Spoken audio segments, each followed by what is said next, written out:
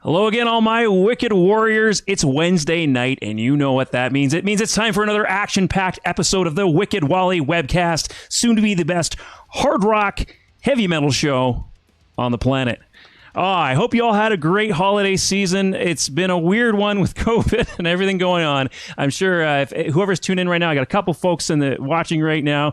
Oh man, how was your holidays? How are you doing? How was your COVID Christmas this year?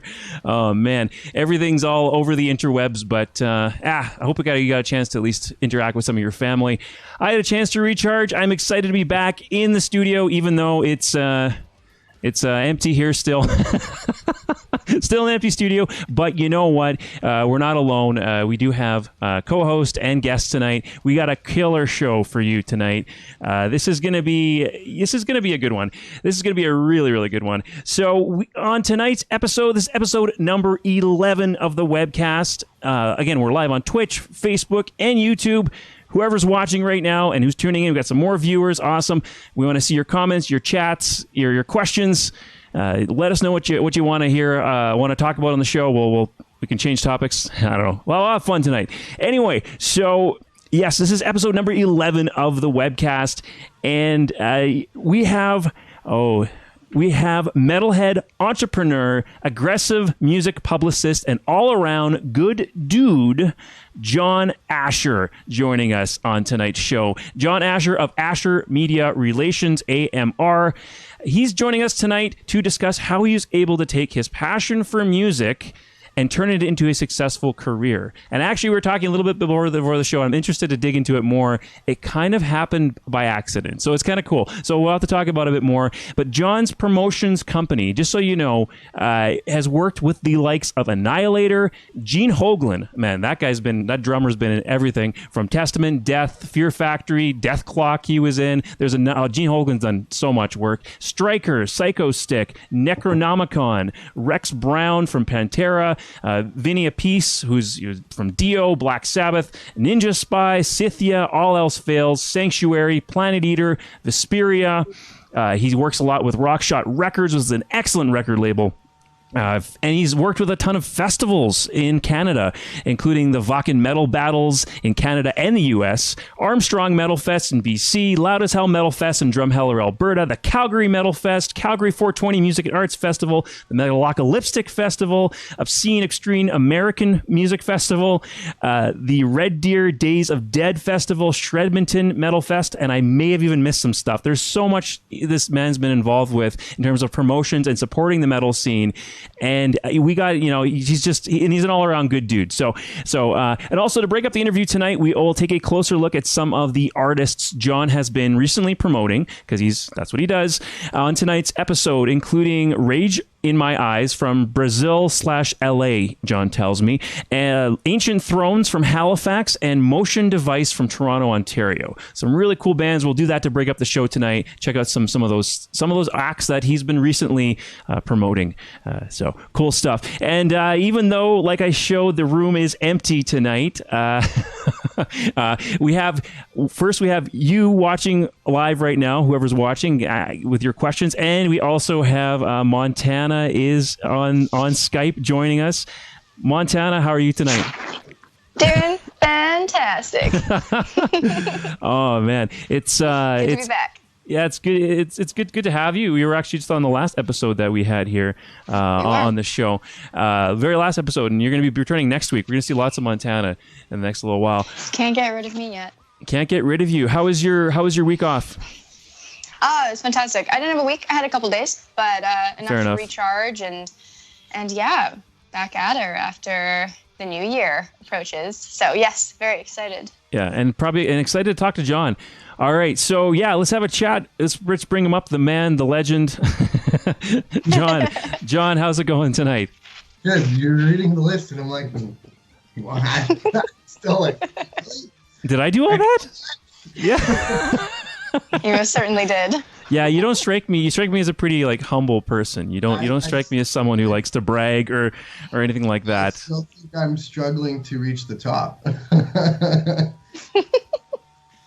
Yeah. All right. Well, thank you. Yeah. Well, you've done a lot though, and that's I know how you feel. I was on we met before, John. I was on community radio, and that's how we kind of got in touch. It was the first time I met you though. It was completely by happenstance, completely by accident. I was at Heavy Montreal, and I was interviewing some bands there at Heavy Montreal, and I bumped into you randomly for the first. And that's how I met you. It was really cool. I don't remember what year that it was, but I was the media area, so I'm always there, right? Right. I never really do a festival. I'm always just in the media area and doing stuff. So it's just like it's still job. I forget who was performing that year that I was working with. But yeah. Anyways, but it was kismet. It was meant to be, And then just by happen chance. So I didn't even know what you looked like at the time, to be honest with you. I hadn't really paid attention to what you looked like. I just got your emails and stuff from promoting different bands, and we had talked on the phone before, but I'd never met you in person, and not even enough to. I just overheard somebody talking about something that sounded like you would know about it. I'm like, oh, do you know John Asher? So yeah, we know John Asher. Yeah, I know John Asher. I am John Asher. I am John Asher. Sometimes people were talking about John Asher, and then I'm standing right there, and you don't know you're talking to me. Yeah. Right. It's gotta be a surreal experience. So for me tonight, I'm super interested in taking a passion and making it into a career, or at least into something more than just right now I'm in my office that I've turned into a studio. But what were you gonna say, John? Oh, I said yeah. That's a nice office. Yeah. So, the most interesting thing to me is the history of how you got started. But for folks watching, just so it makes sense to them, I want to talk a bit about what your company actually does. What is a publicity company? Does publications? What do you do? I want to talk a little bit about that. I did some research on it, so I can definitely help you out with this. I have some notes up here from your website and everything. But in your own words, what does Asher Media Relations do? Because it's a lot. there is a lot behind. It's behind the scenes. There's a lot of stuff. It's just preparing bands to be promoted to media outlets, because media outlets in a sense are the gatekeepers, or as you see them, are other tools to reach new listeners, new fans, etc. So my job is to kind of be like a broker in a sense, but also prepare the bands. There's just I'm just trying to see which order to go about this, but it's just preparing. Usually it's albums and tours, right? So the publicist's job is to publicize, take care of press relations. So making sure that we're behind the scenes before an album comes out, or a tour starts, or a festival comes. It's making sure that the word is out about the album, the product itself, and that people are aware of the band. They're dropping an album, they're going on tour, or the festival is happening. And we use the media. So I go to the media guys who are radio, print, online, and I'm pitching them story angles and to listen to these releases and see if they're interested in doing interviews. So there's more in depth about the artist and their art and the music. Or the festival lineups, or the tours that are coming up, so that people will come and be interested to come to the town and see you play live and stuff like that. So it's just being the setup guy in a sense, but use words partially, with press releases and pitching. It sometimes feels like you're a salesman too, because you're pitching artists, right? So you're just like, this band has to be covered because of so and so. This is what they got going on, and that's why they're so great. And like that your media outlet cover them to reach your readers and your listeners, and hopefully in the end result you're trying to create conversion, right, of a fan, a follower, etc., right, for the long term.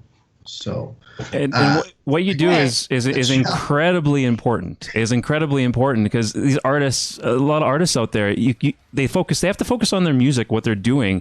Yeah, they don't have time. They don't have time to connect to 50 radio stations and like 30 40 magazines and like all these different groups. I find some of the bands bands who don't quite sure what a publicist does try to do it on their own, that have tried it on their own, just don't quite approach it. They just think they send a Facebook link or a link to a Dropbox and that's it. But there's more to it.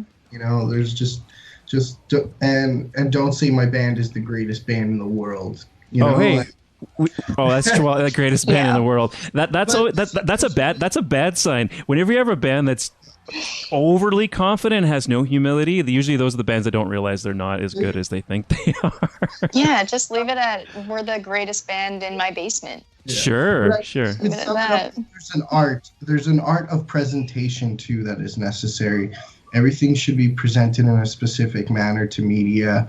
Short and quick and simple. Actually, on that note, John, we have a great question from the chat. We have much more people joining, so we'll keep.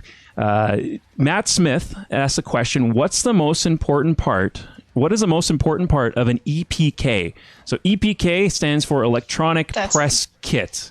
So what is the most? That's a very good question. So I can give a bit of a rundown on what it is, or if you want to, what an EPK is and what's the most important part of it. That's a really good question. First, I'll break it down to a few things. One is navigation, online navigation. Make it easy.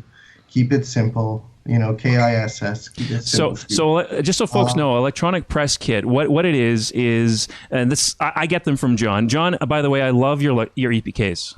I love the ones that you do. I have a number of different promoters that message me. And part of the reason I promote more of your stuff, one is because you're responsive, which is great. You're very responsive to everything because you say you work 16 hours a day, so that's why. You're very responsive. And two, your EPKs are very easy to digest. Sometimes I get EPKs that are just blah. Here's 20 bands.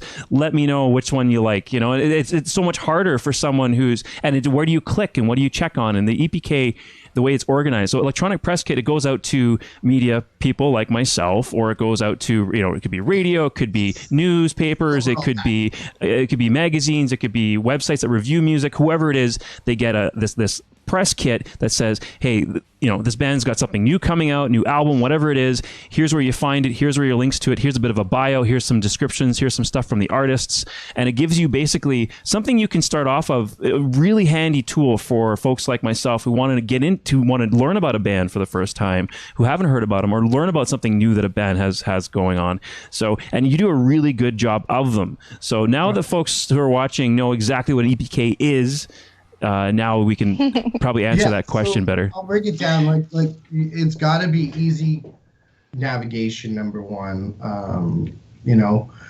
Visually, it's got to be easy to please. And then break it down. What's necessary is you should have your music, and kind of going back, it's the quality of the music should be high. Like, don't throw demos in there. Like, final product only. Yeah, absolutely, 100%. Visually, it should have a good press photo. None of the crossed arm sunglasses kind of stuff. That's no good anymore. Like,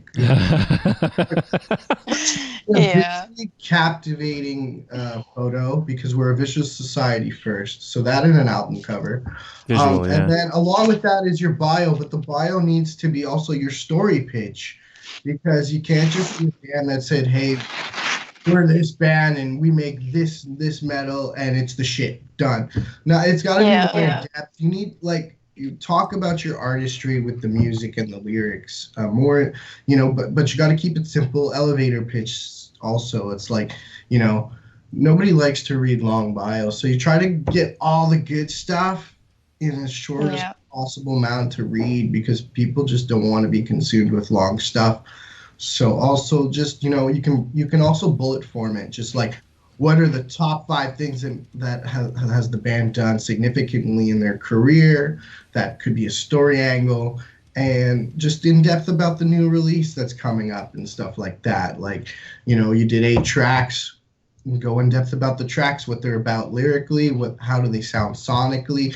You know, it's kind of being like a wordsmith. You got to use the words to describe the album before they hear it, because you're trying to convince them to hear the album, right? So it's stuff like that. Some of them like that. Some of them it's also just give them straight to the music and then they'll read the stuff after, right? I think music sells itself. It always should. Music should always sell itself first and foremost, right? Absolutely. Yeah, definitely. I think what we're gonna do, I like pictures and viewing things. I'm gonna let folks behind the scenes a little bit. Let me show them what you send to me and what an EPK actually looks like, and why this is important. So this is the news release I send out usually. Oh, this is the news release, and then the EPK I have here on the other page. So yeah. So why this is important and why bands want to really reach out to a publicist company, am I saying that right? Publicity company like yours is PR company. There you go. PR. So I get emails. So this one from John, and you know, okay, I can download the album for media use only. I can listen to the album ahead of time. I can go in and we got some photos. We have some information about them. So this is just the news feed that I get. Music videos, what I need to click on to listen to their music videos, track listings, lineup of the band, all their social media about the band. And then you click on the EPK link, which is this guy right here. An electronic press kit comes up. You can... It's the same. You see the music videos are here, all the credits. It's so dummy proof for someone like me. I love about it's dummy proof. Like how you even laid out the news email and everything is perfect, because the first thing you have is the link to the album. Right. So it's extensive, but it's perfectly constructed. So it's in the order that someone would want to see it. They'd be like, okay, there's the album. Well, let's read a little more. It'll give me a little information, and then I can go back. But yeah. Well done. Thank you. I tried to. When I started, it was just like, how do I like to look at stuff? Well, this is how I like stuff presented to myself. Yes. I want to see the link, check it out first, and then know more about it. Because usually, I think it's just human nature as a music fan too. It's like, you tell me about the band, but honestly, I want to hear it first. Yep. First and foremost. Yeah, 100%. Yeah. Right? And then I'll check out details. I think it's just a logical and it's just innate kind of thing. Like, I'll check it out. Right? Yeah, that's a solid approach. And you do the same thing for festivals, for different events coming out. It's the same kind of idea. So then you get media excited about these events as well, and they can talk about those, and you can book that too. And another thing I'll add is you want to make it easy. So, you know, I've had bands in the past say, why do they just copy and paste the stuff? And usually when they copy and paste the stuff is exactly what you want them to do, because it's also you're trying to save editors' time and writers' time. So when they're posting news, if you look at a lot of various news metal sites, you'll see majority of them have the same. I've noticed that. Right? Yeah. And that means it's a good job, because honestly, they're so bombarded by so many PR companies. You want them to just copy and paste the information you're sending out. Also, that's the way it goes. So not everybody has time to sit there and edit a whole press release from like 200 a day. You know what I mean? Other PR stuff. So that too. So that's the goal also of, like, if bands want to know, the goal is to just try to decimate the message, period. Right? Get it out there. Right. Which is incredibly important. You can have great music, you can have a great album, or you can have a great festival, you can have a great whatever. And if people don't know about it, it's not going to grow, it's not going to build, it's not going to make money, it's not going to whatever, right? Whatever your goal is, it's not going to happen if nobody knows about it, right? Yeah. 100%. Basically, I used to. There's a joke sometimes, like in the PR circle, guys. We like PR joke. Here we go. You spend $10,000 on a Facebook post because you're willing to spend $10,000 on an album, but when it comes to like PR and marketing, you decided not to. So your post was technically $10,000. That's it. Yep. Right. That makes sense. I don't know. Yep. We joke inside the circles here, just like, oh, the band didn't want to do the marketing, but they spent it on the recording. Okay. Oh well. Yeah, I mean, it is true. Like the product has to be good. I mean, the art has to be good. Yeah. Like if that's not good, then you're toast anyways, right? But definitely. Yeah. Oh, he's taking his hoodie off. There we go. It's hot in here. I thought when you first started talking, the hood was up. You were all cold. It looked like you were like bundled up. Outside real quick, and and then I came inside, and now it's getting warm inside. So we'll talk about this now for the folks who are watching. We'll talk about this now, and we'll probably bring it up again a bit later. But AsherMediaRelations.com/hire us. You have a form there, and you basically check the things you're looking for when you want to try to hire Asher Media Relations, which is mostly you. You have one employee that's out here in Calgary, right? Yep. Yeah. So you're mostly a one-man show. You're two people show, I guess. But you're the. So I need a news release for a song. I need a news release for a music video, for tour dates, album promo campaign, tour media support campaign.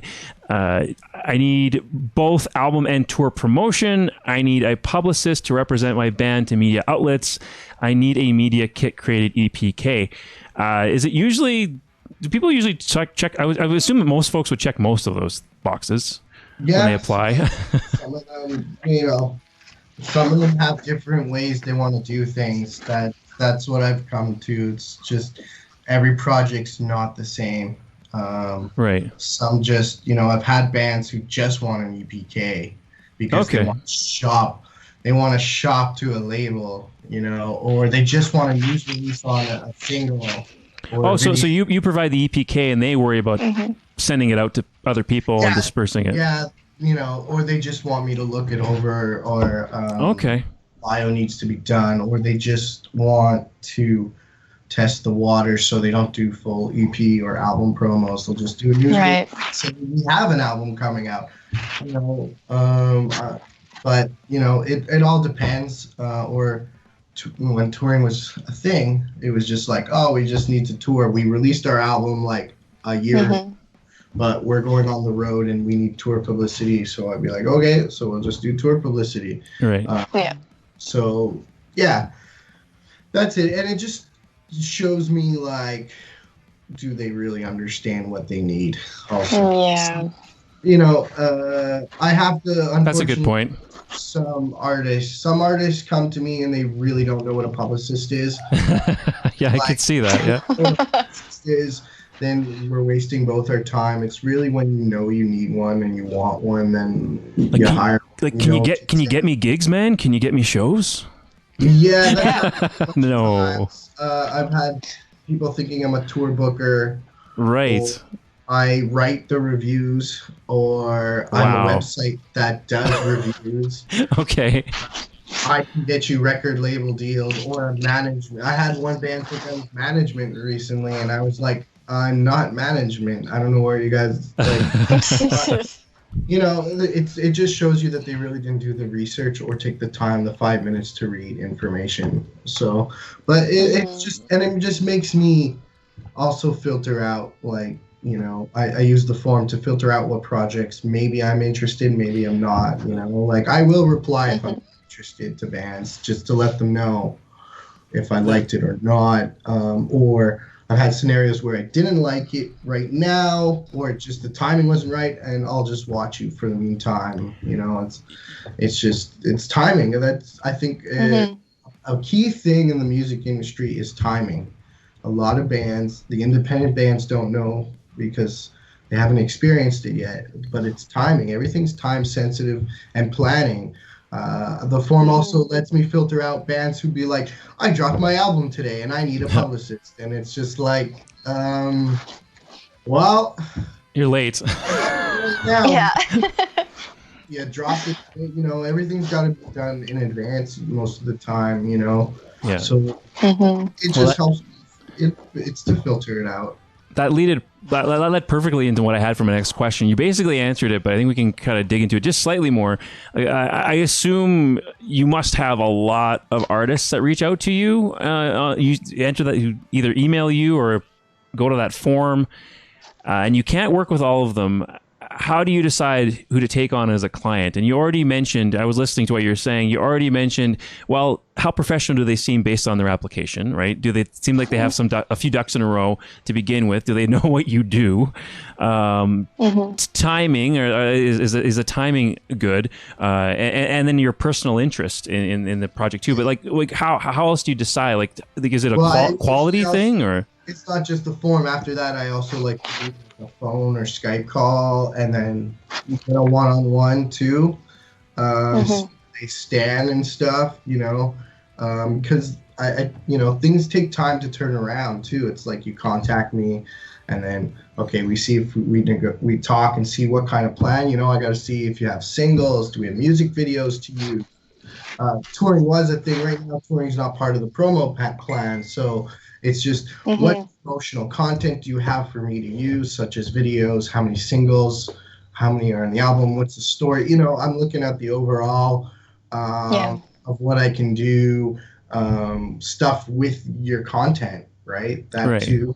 And then, you know, it takes me personally an average of 2 weeks turnaround of the conversation and then getting materials and then prep material, you know, and setting up the plan. I do timeline plans, and it's a whole process. It's a lot of work. It's a lot of work to understand. It's, you know, it's PR and marketing. Everything's planned.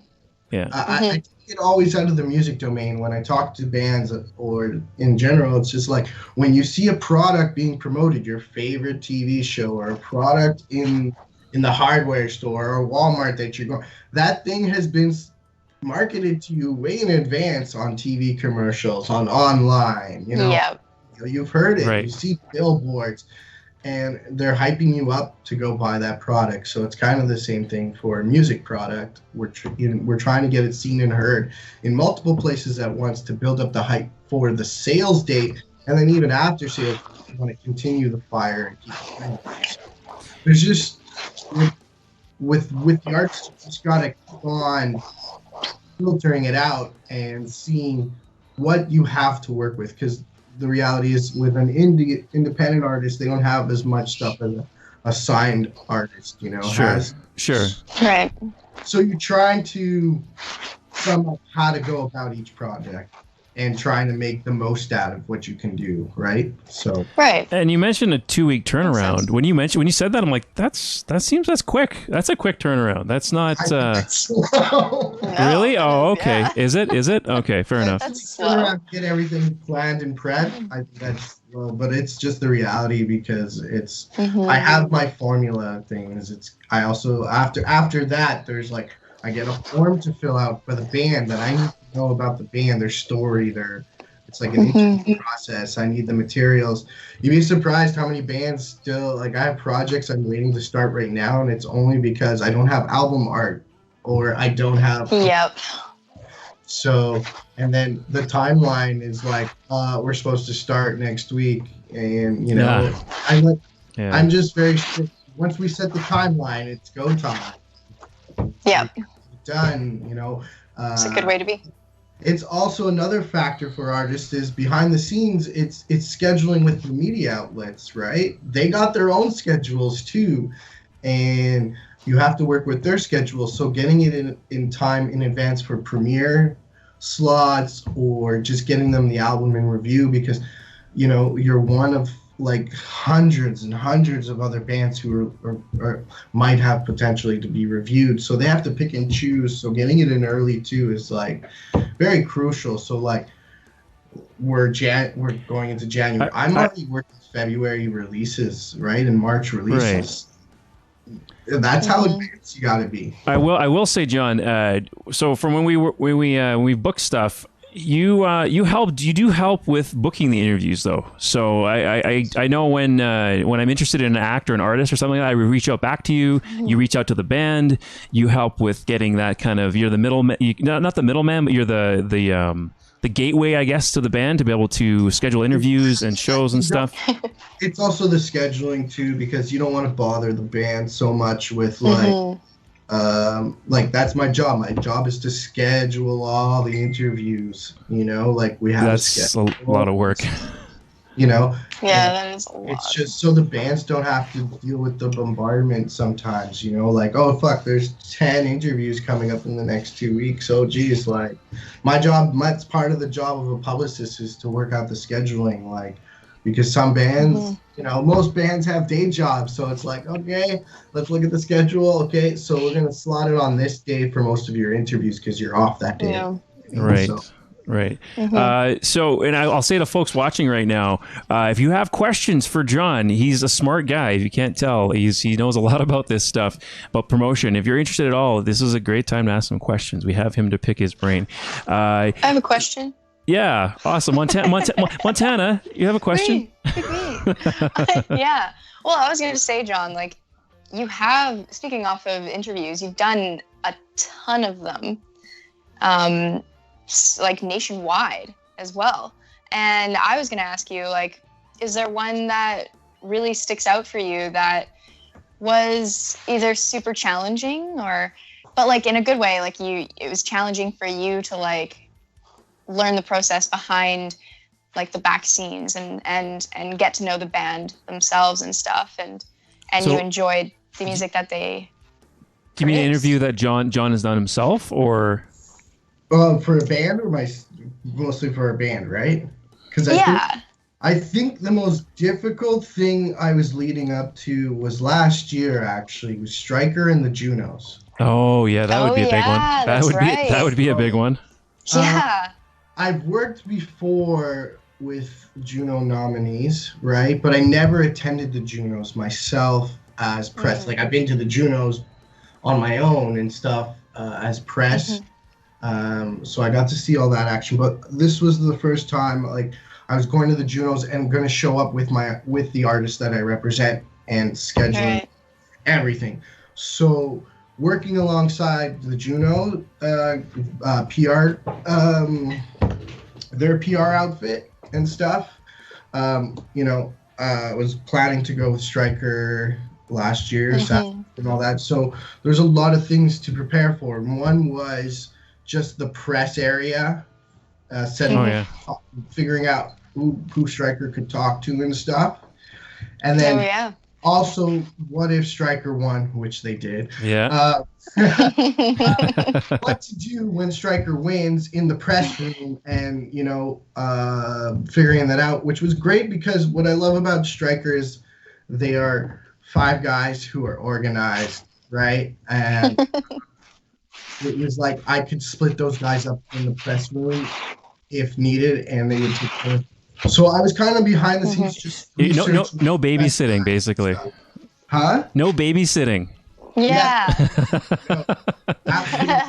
I've had a number of different interviews with bands, and some you can just tell. Some are like a good example of a super professional band. I won't name any that aren't, but a very professional band would be Calgary's Siren. Those guys are super professional, but they goof around, they joke, and they have fun. But they're very very professional, and you can split them up, and they're fine on their own. They're all individually fine on their own. But there's other interviews I've had where I've had to babysit my guests. I've had to really watch what's going on and help them answer questions and keep track of everything and like, okay, this is where you go, and I have to repeat things all, so it's I can imagine it's got to be challenging sometimes. It's good to have a band that just gets sometimes have just what I personally enjoy is just one person in the band who does all the interviews and everything, because then you just got to concentrate on that one guy. Okay, yeah. Some bands, they split it up, but it only works out if all of them are dependable, because sometimes what happens, it happens daily, It's one of my biggest pet peeves is interviews are missed.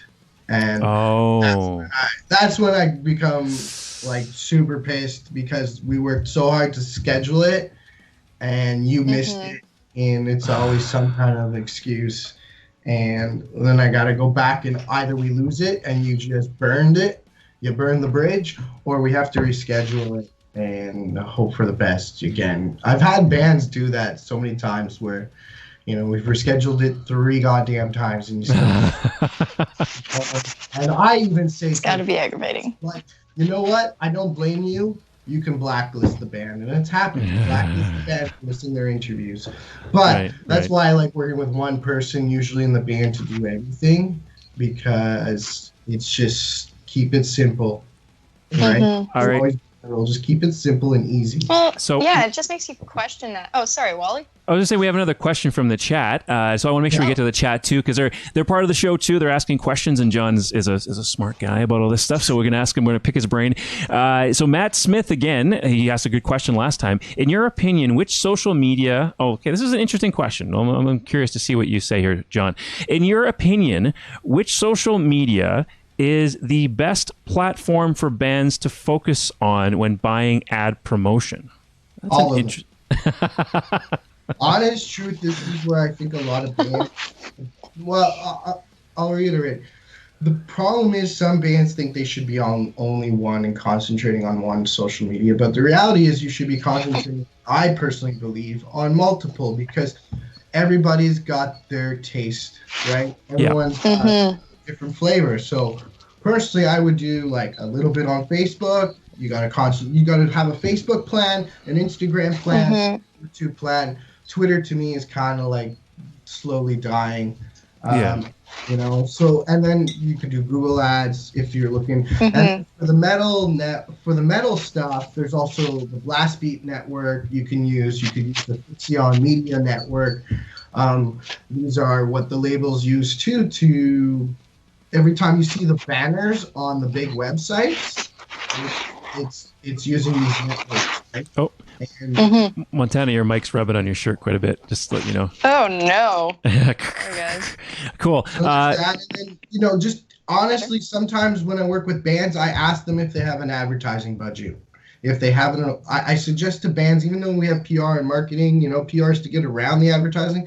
You should set aside an advertising budget. Run this like a real product launch. So a lot of budget for your advertising. So if you're in Canada, I strongly suggest using like Brave Words to advertise on Brave Words, Metal Rules, Absolute Underground, and then you can use your Blast Beat network also. And then, you know, you got do your Facebook targeting, and then your Instagram targeting, and then your YouTube targeting.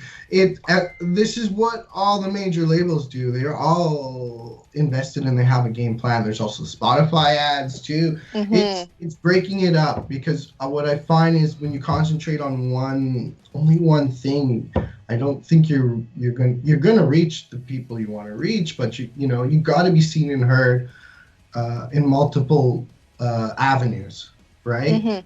You know, Publicist's job is to get across the board. Print, radio. There's satellite, FM, AM, online. You know what I mean? And then there's Spotify, and then you know there's just the online websites and magazines, and then I'm happy to hear you say that, because when I was researching to do this show, I did a lot of research, lots of learning just to get this going. I had no idea how to do any of this stuff about 6 months before I started the show. But Matt Smith says thanks, by the way. So really, thanks, John, for answering that question. What was my train of thought? When I was trying to learn about all this stuff, advice was like, stick to one platform. Right, so only do Twitch, or only stream to YouTube, or only do Facebook, or only do don't split it up, don't multi-stream. But I think that makes sense. I think maybe further down the road, once you've established yourself more. But I think cross promotion is key for like you could build it on one platform, but then it has to spill over onto another, because for sure you need to find new. It's always building and building and building. You know, like. You know, majority of artists you see, it's like Do you only want to discover them all? Like, there's going to be people who are only on Spotify that are going to discover you. There's some people on YouTube that are going to discover you. There's only certain people on Facebook that are going to discover you. So, and then there's the websites, and everybody's got their own flavor of how they discover music. So it's kind of the problem, you know, I think an independent band has is they're stretched so thin, right? That is the problem. Yeah. You know, it's financially, they're stretched so thin, so they got to pick and choose. And I don't blame them. So if so, then research and figure it out and study which one might be the best fit for your fans, right? The fans that you want, right? And currently, right now, I think Facebook and Instagram are the two champions. Yeah. Right. Yeah. I would say so too. Spotify is getting easily there, accessible. but you know, Spotify is definitely getting there because streaming's taking over, and still YouTube. Personally, I'll use myself as an example. I use YouTube to discover new bands and to listen to music. Okay. That's how. So do I. I just put on the YouTube, I let it play, and sometimes it shuffles, and then it'll be like, oh, what's that thing? I haven't heard that before, and that's how I'm a fan. Yeah. That's how I am. Cool. And then friends. Friends are the best. The best we have. Friends referral. Hi, Russell. Yes. Is the best, honestly, to refer music. But besides that, anyways. Oh, so can I just go back to? Okay, go ahead. About the platforms too is also when you're doing that research is study your targeting. Targeting is key. Hashtags is key. Yeah. Knowing your demographic is key. You gotta study. What I suggest too is run test ads, and then you study the analytics a bit too, and just see, and then move forward like a serious campaign, because sometimes you can't predict your targeting because you don't know how it's going to be received when you're first starting out, right? So that too. Exactly. That's a good way to put it. There's a lot to it, and I feel like if bands are really ready, then they're willing to put in the research. But if they're not, then it shows quite quickly. Research is one of the benefactors in general for a project. I will go back old school, like when I started studying PR in university, like we had classes solely on research. You don't start a project unless there's research behind it. I don't doubt it. So John, I do want to go into the history. We spent a lot of time talking about what you do and tips and stuff, which is awesome. I think right now I want to break these things up a little bit. Like I said, I want to play some of the music that you promote. Let's listen to some tunes. Let's get energized with some cool music. So we talk more about the business side of things, the interesting side of things. So the band we're going to feature next here, actually, before I do that, I'm going to quickly mention that there's a couple of guests that we had on the show were because of you, John. So Juliet Ruin, Edmonton's Juliet Ruin. I didn't realize they had new music coming out. That was from you, John. Sadistic Embodiment. I didn't even heard of them before, and I'm actually wearing their cuff now. I think they're freaking awesome, fucking awesome bands. So you can bead your head with it. Well, I do, because I'm sweaty, so now I can I can just go off camera and dap my head. I've been doing that. I did that twice already this show. Vancouver's Without Mercy, that was killer. Having a DJ on the show, he was an excellent guest. He said he had to leave in an hour. He was lying. he had a full 90 minutes, but he wanted to. I think he was like, man, if this sucks, I'm going to tell him only have an hour. He stuck around for as long as he could until he had to go teach his music class. So that was a good sign. He had a lot of fun on the show. And then Red Deer's Myopia Condition. So you've already so you've contributed to this show already with your promotions, with your material, and so we're going to check out more bands that you've and then there's also bands we've also reviewed and stuff that have come from you as well, but those are some guests that we've had because of you, so thanks for that, John. Thanks for supporting them. And We're going to listen to some Rage in My Eyes. It says they're from Brazil, but you say they're actually from LA. They have a song "Hole in the Shell," and we're going to play. Yeah, go ahead. Do you want to set them up? Band, but I believe Francis is the guy. Their drummer. I've been corresponding, and he's based in LA right now. So, okay, gotcha. That's what I know. Right. Do you know anything else about the band you want to say? We're just going to go ahead and check them out. They're working on a new release. Ice Cell is the first album. Dreams was a video, like a quarantine video they did for the Roadie Crew Festival, online festival in Brazil. Okay. And it's off their latest album released from last year, Ice Cell. And yeah, so they did this video, and we just released it to get some new eyes on them, right? They look pretty popular, actually. There's two different videos you sent me. The one we're going to watch here is going to be one of their live shows. And the reason I want to pull this one up is because we don't have live shows now. So... Yeah, the more the merrier. Flip then because they opened for Iron Maiden in Brazil. Oh, that's why it was such a huge audience. It's a massive audience. So, which is just an honor. Period. They opened for Iron Maiden. Yeah, I'm jealous. No kidding. I'm jealous. All right, let's check them out. If you do have anything to say, I can pause the video. We can talk a bit through it. But yeah, let's just take a look. I want to show audience this killer band from Brazil.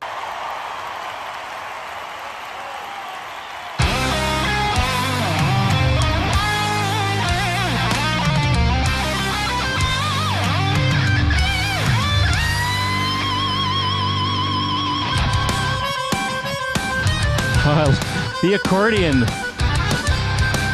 Yes, there's accordion in this band. It is so I'm so awesome. Excited. That gives them like a nice unique edge, right? It does. Yeah. When I heard that too, I was like, oh, I like that. I like that a lot. I was just talking about this with my friend the other day, how cool an accordion would be in any metal song. I got a band to recommend you then. Oh, okay, yeah, awesome. Perfect. Romaine. All right, let's check it out.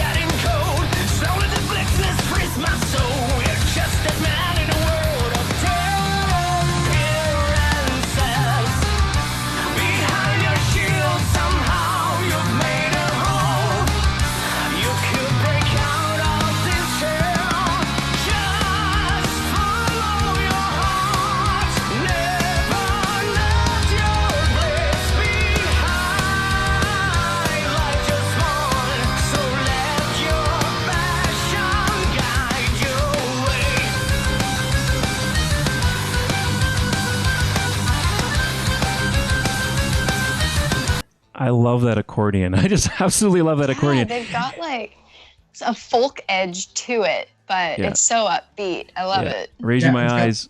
It's a nice compliment. Absolutely. We've got some more folks tuning in too. For anyone who's just tuning in, we've got our guest tonight is John Asher of Asher Media Relations. He's a publicist, promotions wizard. He does an excellent job promoting bands, artists, festivals, all that kind of stuff. So if you have any questions you want to ask about how to promote things and what he does, his company does, and his services and stuff like that, feel free to throw them in the chat. And we're going to continue with the rest of Rage in My Eyes from Brazil.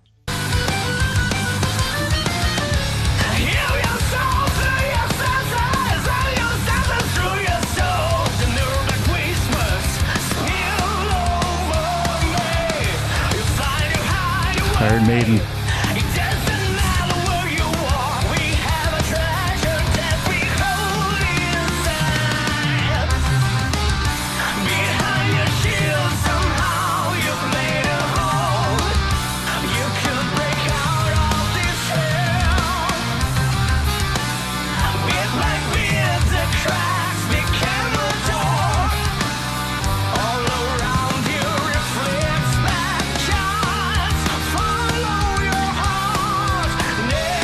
It's a huge crowd.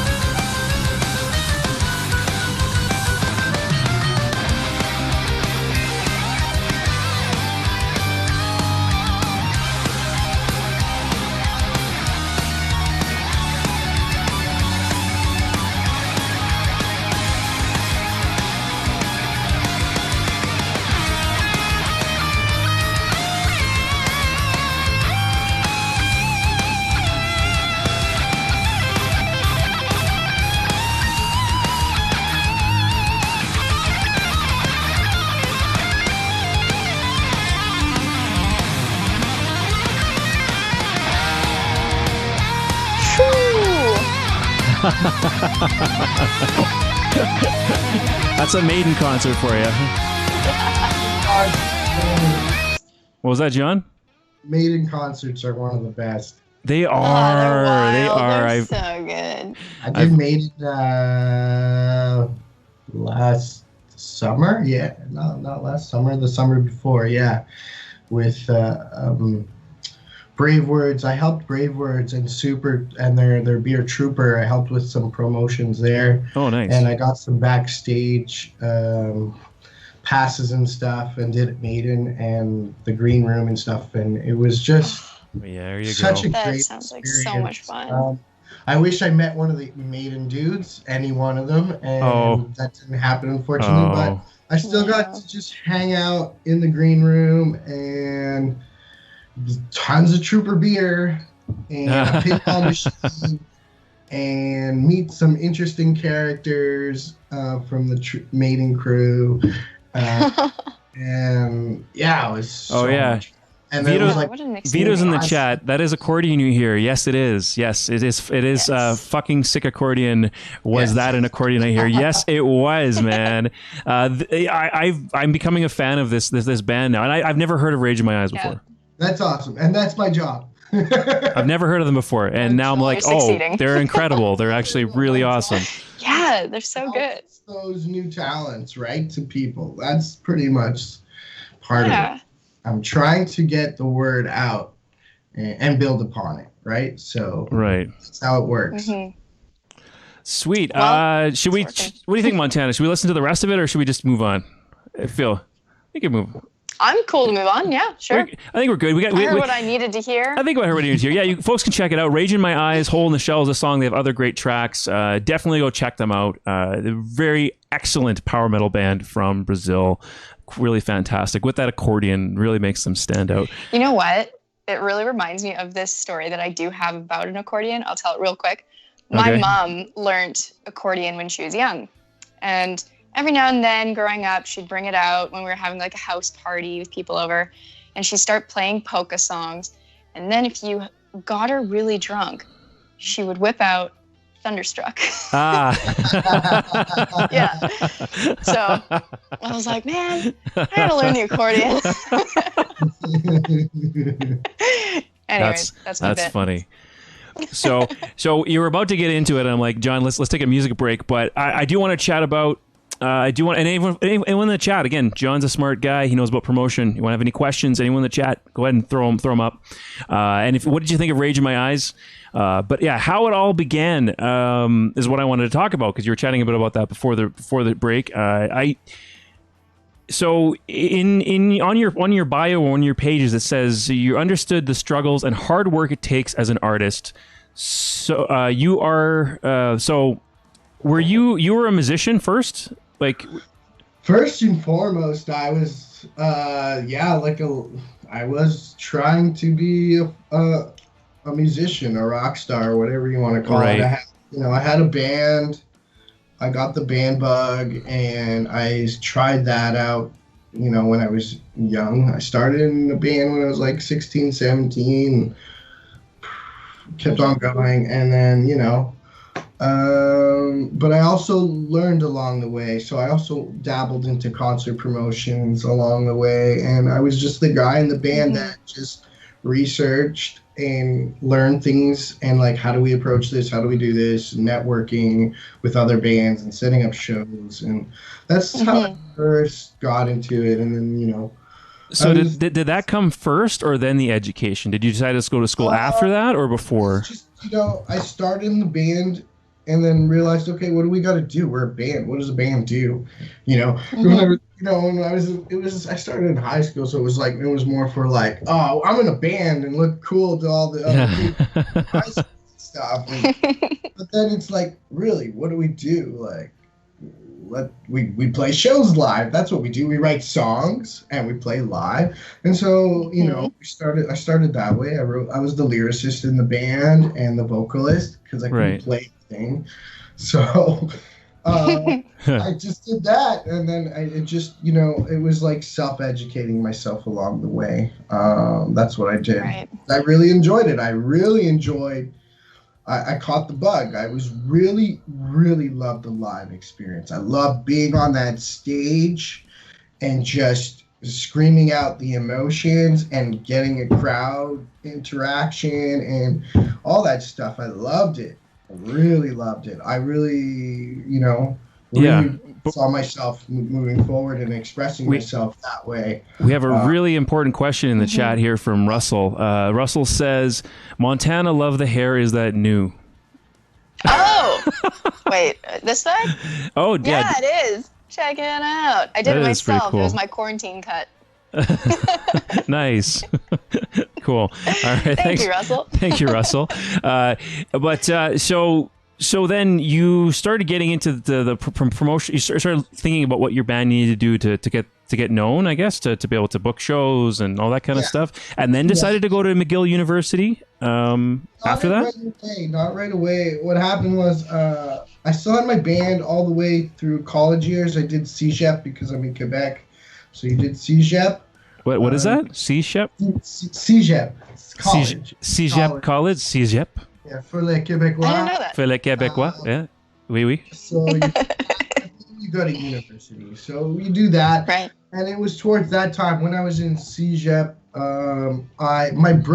my oldest brother, Mike, he was at the radio station. He worked at Shom FM and CJD here. Okay. And he was able to get me in because originally my game plan was to be a radio host, actually. Oh, see, I wanted to do that as a kid too, and then I decided not to.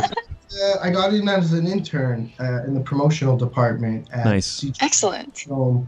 And I really loved it because every day wasn't the same. I was like doing on-site promotional stuff with the radio station. It was kind of cool, setting up movie premieres or going on site for like charity events or just promoting the stations, period. And I really loved that. And I did that until I was while I was in University of Concordia studying urban planning. And then from that, I quit urban planning and I realized that promotions and marketing, so I switched to McGill. McGill had a public relations program, so I saw that and I switched to that, not knowing I was going to use it for the music industry. I was concentrating on, I was going to do PR. I was going to work somehow in radio. So that wasn't planned at all? No, it wasn't planned. Working in music PR was not the plan, but I was going to do something in PR. I studied mostly corporate PR, right? So I was going to go down that. And then I graduated from the McGill program and, went down the 401 from Montreal to Toronto and went down to Toronto for a bit looking for a job, which was very difficult. I did tons of job interviews, but I had no experience. You need experience to get a job, but fair enough. You need to get experience. You need to get a job to get experience. I got offered to do internships, but they didn't pay. So it was then how are you supposed to pay for things? How do you support yourself? So I decided in the end, I got my job interview at the Dream. I was really looking forward to working at. I got a job interview at Much Music. Oh. Wow. Okay. There was a Much Music, right? When there was one. Fair enough. So, but that didn't work out. And then out of frustration, I had enough. I came back to Montreal and I said, fuck, man, no one's going to hire me. Like, and I was like, well, I was still kind of doing my music thing on the side. So I was like, well, I know music. I know PR. Fuck, let's just put it together and like I can be a publicist. Like that's part of what PR is anyway. So, yeah, that's exactly. A perfect cohabitation began. I started it from my mom's basement. I moved into my mom's basement. Glamorous. Got to start somewhere. Yeah, and I worked a lot of free bono jobs, pretty much. So I ended up with the same problem I had. So, but I did that, and it's just word of mouth and doing a good job. You're only as good as your reputation, right? That's how I still believe things are done.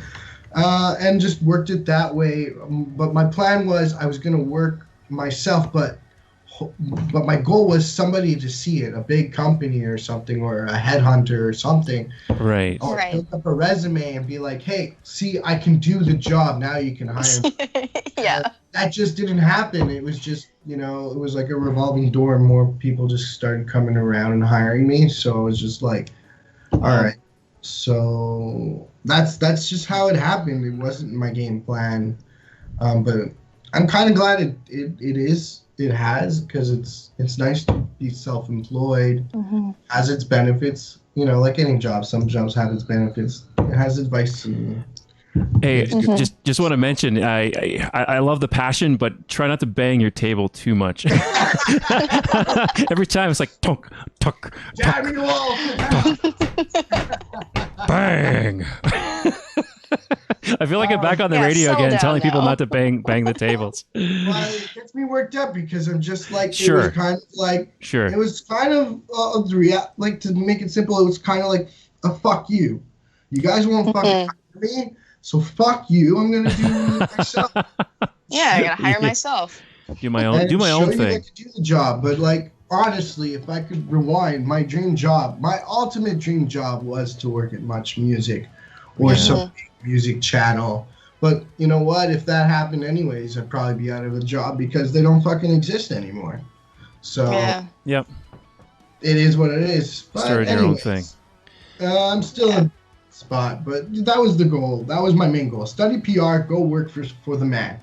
That was you have your own business. People know of you. You do a great job, John. You do an excellent job, especially for folks like me who receive your materials. So easy to, like I said before, so easy to follow, to understand, to comprehend, to quickly get spun up on a new artist and a new band and what's going on with them. It's you do a very, very good job of it. Thank you. You're welcome. Definitely. But you did say before the show, and this is your own business, you put in like 16-hour days. Is that every single day of the week or 5 days a week? Like it's long out. Like my daily, I have a routine. I'm a man of routine, so it's like I wake up at 8. I usually try to wake up at 7:30, 8 o'clock. Get my day going. I'll usually computer around 9, and then I don't stop working till 9, 10. Yeah. Because what happens is not everybody, like, okay, so like most mornings is like news releases got to be issued out in the morning. Album go out in the morning. Then it's going through the inbox. Is that weekends too? Weekends too, because what happens is like you ignore one day, and piles on piles and piles. Like I average answering 200 emails a day. Also, it's like my emails take 4 hours a day of my time, and then it's also got the other stuff I have to prep for the other artists. So it's long, and then people email you late at night for certain things they need. And then you get phone calls, and then you get Facebook chats, and then you get Instagram messages, and then you get tweets, and it's just... You're always on. You always have to be on. You mentioned before the show, we were talking before the show, and I was talking about your work schedule, and it's like, holy crap. You mentioned before the show that you've had interns. So I asked, has anyone else been you have one employee in Calgary, but you've had interns that they think it's a lot of fun. They don't realize how much work it is because they'll see you out at a festival. You get to be backstage. You get to do cool things because of your job. But most of it is sitting at your computer and you know, sending emails and writing up stuff and communications. Like Heavy Montreal, it's like people were like, "Oh, you're at Heavy Montreal. Oh, you're backstage. Oh, you get to, you know, meet the artists." And I'm like, "No, I'm honestly stuck at the media tent, running around." Like I remember last time, you know, I had 2 bands playing on the festival. And we had their interviews the same days at the media tent. And then, like, there's tons of stuff that goes wrong. Like, where's the band dude? Didn't show up. Where's the press guy? Didn't show up. And then, their shuttle from the stage to the media tent is delayed. You know, like, stuff like this happens. And then you're like, some press guys they just want to interview the band because they're on the festival, but they don't know any background. So you have to sit there and sit them with like an elevator pitch. All right, these are the facts about the band. This is what they've done. That's annoying, honestly. That's you want to hear one of my pet peeves, John? Yeah. I was there. Like I went to first thing I'll say, I went to Heavy Montreal, and I went there on my own dime, but I had a press pass, I was so happy to have that. But I limited myself to, I reached out to 5 bands. One replied way too late, so I had 0 time to prepare. So I'm like, I'm not taking that interview.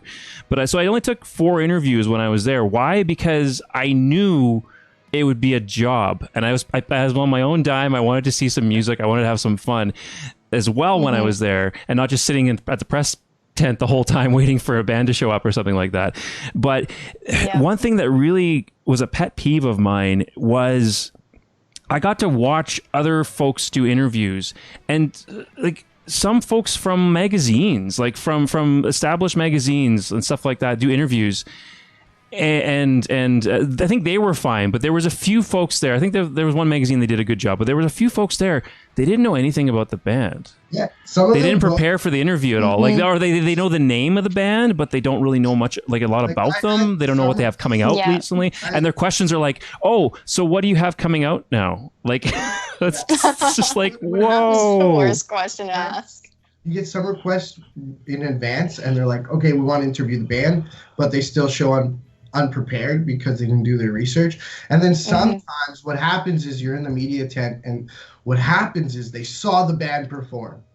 Okay. And then they're like, "Dude, I saw the band perform. I got to interview them while I'm here." Because sometimes the press guys are from out of town, and we're like, "You know what? Let's just do it on the spot right here, right now." So it's that too. And it's just like, you got to school them right away, right? Yep. So, but I get it, because like that is a pet peeve. Like if you for leading up to big festivals, they contact you like two months in advance, you know, a month out, whatever. So, and you give them everything, and yet they still showed up unprepared. That is like really annoying. But it happens. Maybe some people, certain personalities, can do that, pull an interview out of their ass. But I've over-prepare for everything, all my interviews, and I've had some big name. I was just community radio guy, and I had a lot of people who've been interviewed probably hundreds of times love the interview because they knew I put in the homework. I made it fun. I kept it light. And so it's just a pet peeve of mine when there's like no preparation. My job as a publicist to make sure, even though you're not prepared, is to get you prepared. Yeah, that's true. Too. You know, that's part of my job too. It's like, I'm in the corner. I'm the coach. Let's get you ready. Let's do this. Yeah. Fair enough. And then that's why I appreciate what you send, because I like being prepared. I like being and it should be a fun conversation. But if you don't know anything about the band or anything about what you're talking, it's not going to be an enjoyable interview. It's not going to be genuine either. No, that happens. It's sometimes the bands are frustrated. The guy didn't know anything about our band, and I'm like, then you're like, well, he's from this big outlet, so unfortunately it sucks, but we're gonna get the exposure. That's true too. Yeah, that's true too. If your band has a small following in your small town, and that someone doesn't know about you, that's one thing. But like if you're, especially these bigger name artists, you should kind of know something about them going in. But I treat every interview, every band. I don't care if you have 100 followers on Facebook or whatever it is. Like if I like your music and I like what you're doing, I'll treat every single artist the same way. I don't treat them. I might be a little more nervous if it's someone a big, huge name, but I treat every single one the same. Like it makes for better content too. It makes it more interesting. The way you should do it. I know. Anyways, Obviously, be the quality of the music, because unfortunately, behind the scenes stuff I deal with is the numbers game. It's very frustrating because certain media outlets don't even listen to the music and judge it by the quality or how good it is. They just look at social media stats and they're like, this band's just not big enough for us. And it's just like... So Montana's been yawning. How about we listen to some more music? I'm a chronic yawner today. I'm so sorry. That's okay. I was trying to keep it under wraps. I know I'm a boring guest. I'm sorry. No, not at all. If anything, it's just so informative, and it's it's actually a breath of fresh air. Thank you, John. Incredibly interesting, and I actually have some questions for you. I'm going to ask you some. I'm going to turn things over. I'm going to change things after this. This is how it's interesting hearing your story, but then I'm going to ask some questions myself. I'm going to pick your brain as if I'm someone in the chat because I have some questions for you. But before we do that, let's pull up some Ancient Thrones. They are from Halifax, and they have a concept album they're releasing called The Veil. It is a full-length 57-minute descent into the afterlife, telling the story of grief that people can relate to through dark and progressive blackened death metal. So sounds pretty cool. And we're also going to, this particular video, they usually have growling vocals, but I think the vocals are taken out of this because this is a bass playthrough video we're going to listen to, or we're going to watch. And John, you were saying before the show, the bass player usually doesn't get a lot of love. So this is kind of cool to have a bass playthrough video. Yeah. Maybe that's exactly why they did it. Yeah, give the bass player some love too. Why not? All right, so let's check out some Ancient Thrones bass playthrough video. Let me see if I can get this to. There we go. That looks better. All right, Ancient Thrones from Halifax. Some blackened death, progressive blackened death metal. Let's do this.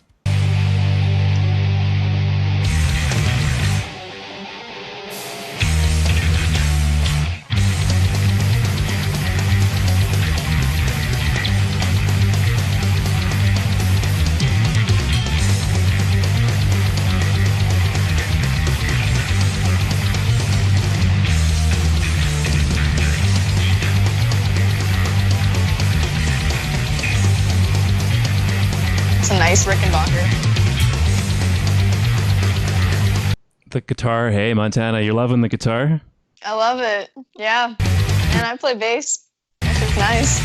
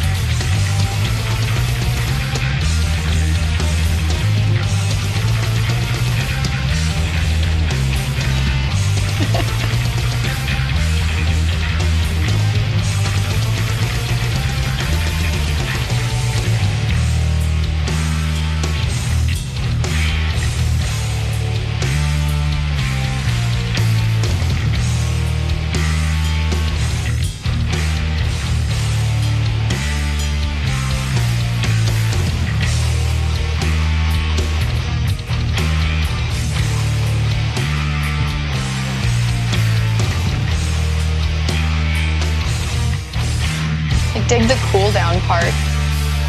Yeah. I'm sure if we had a chance to speak with the band, they'd probably explain why they picked this song. I'm assuming this is the bass player's favorite song to play of theirs, if I had to guess. There's a lot of this. There's a lot of this going on. There's a lot of slapping. What are you saying, John? I said I never ask if it's their favorite song. I'm just sent the material. They're just like, this is what we got. I'm like, okay, cool. Yeah. Sweet.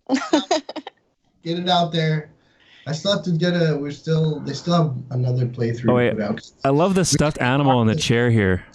Actually, if you notice, there's like a stuffed animal. It's like a fox or something. Oh, that's so funny. It's like sitting there in the chair. Pepe Le Pew. Is it Pepe Le Pew? That's totally Pepe Le Pew.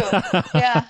And then like the dead flowers in the background too when it pans out. Speaking of animals, I'm surprised we didn't see John's little fur baby. Oh yeah, Billy Bear. Billy Bear. Right? Yeah, your little pup. He's probably sleeping. I closed the door in the office, so he's probably like. Oh no! It's the cutest little chorky he had on camera earlier. So cute. Yeah. You can see if Billy's there. Hold on. Billy! Yeah. Wait. Did you just call him a chorky? A chorky, yeah. Chihuahua Yorkie. It's a chorky. It's a chorky. A Chihuahua Yorkie. All right. It just sounds like such a vulgar word. There he is. Chorky. Aww, it's a little chorky. Look at him, he's so cute. Chorky. Now let's all make the cutest animal noises we possibly can on live television. No. Does he like metal? He's very cute. He does not like metal. Oh. I remember when I had him as a puppy the first time, I actually played black metal while I was working. Oh. He heard it, and I remember him running off the couch and into my bedroom. So fast. So yeah. Oh man. Not a fan, buddy. No. That's okay, buddy. Black metal isn't for everybody. He likes the Post Malone pupper. Aw. Yeah. Cute. Buddy. Adorable. So, Ancient Thrones, do you have anything else to say about them, John? They're a band that you've promoted. Yeah. Out of Halifax, another unit I really like working with because they're organized. Nice. When they came to me, they had everything organized, ready to go. So when like doing the timeline and the planning for it, they had all the video content I needed ready. Oh yeah. They already decided what the singles were going to be, so it was just like I take all that and it was easy to like schedule. I could go to we'd schedule a magazine to cover them. We covered Metal Injection. We went to all these outlets, and then are they in this too? I was just able. They got me everything in advance, so I was able to just like boom, great. Nice. So easy. That must be nice to feel once in a while. Yeah, where I'm not like emailing, I'm being like, I'm missing this and I'm missing that, because it slows down the process of what I'm trying to get done through the press guys. So they just had everything prepared and ready to go, and it was probably one of the smoothest promos I've had this year, where there was hardly any hiccups, and even if there was a hiccup, it was also they were an easy.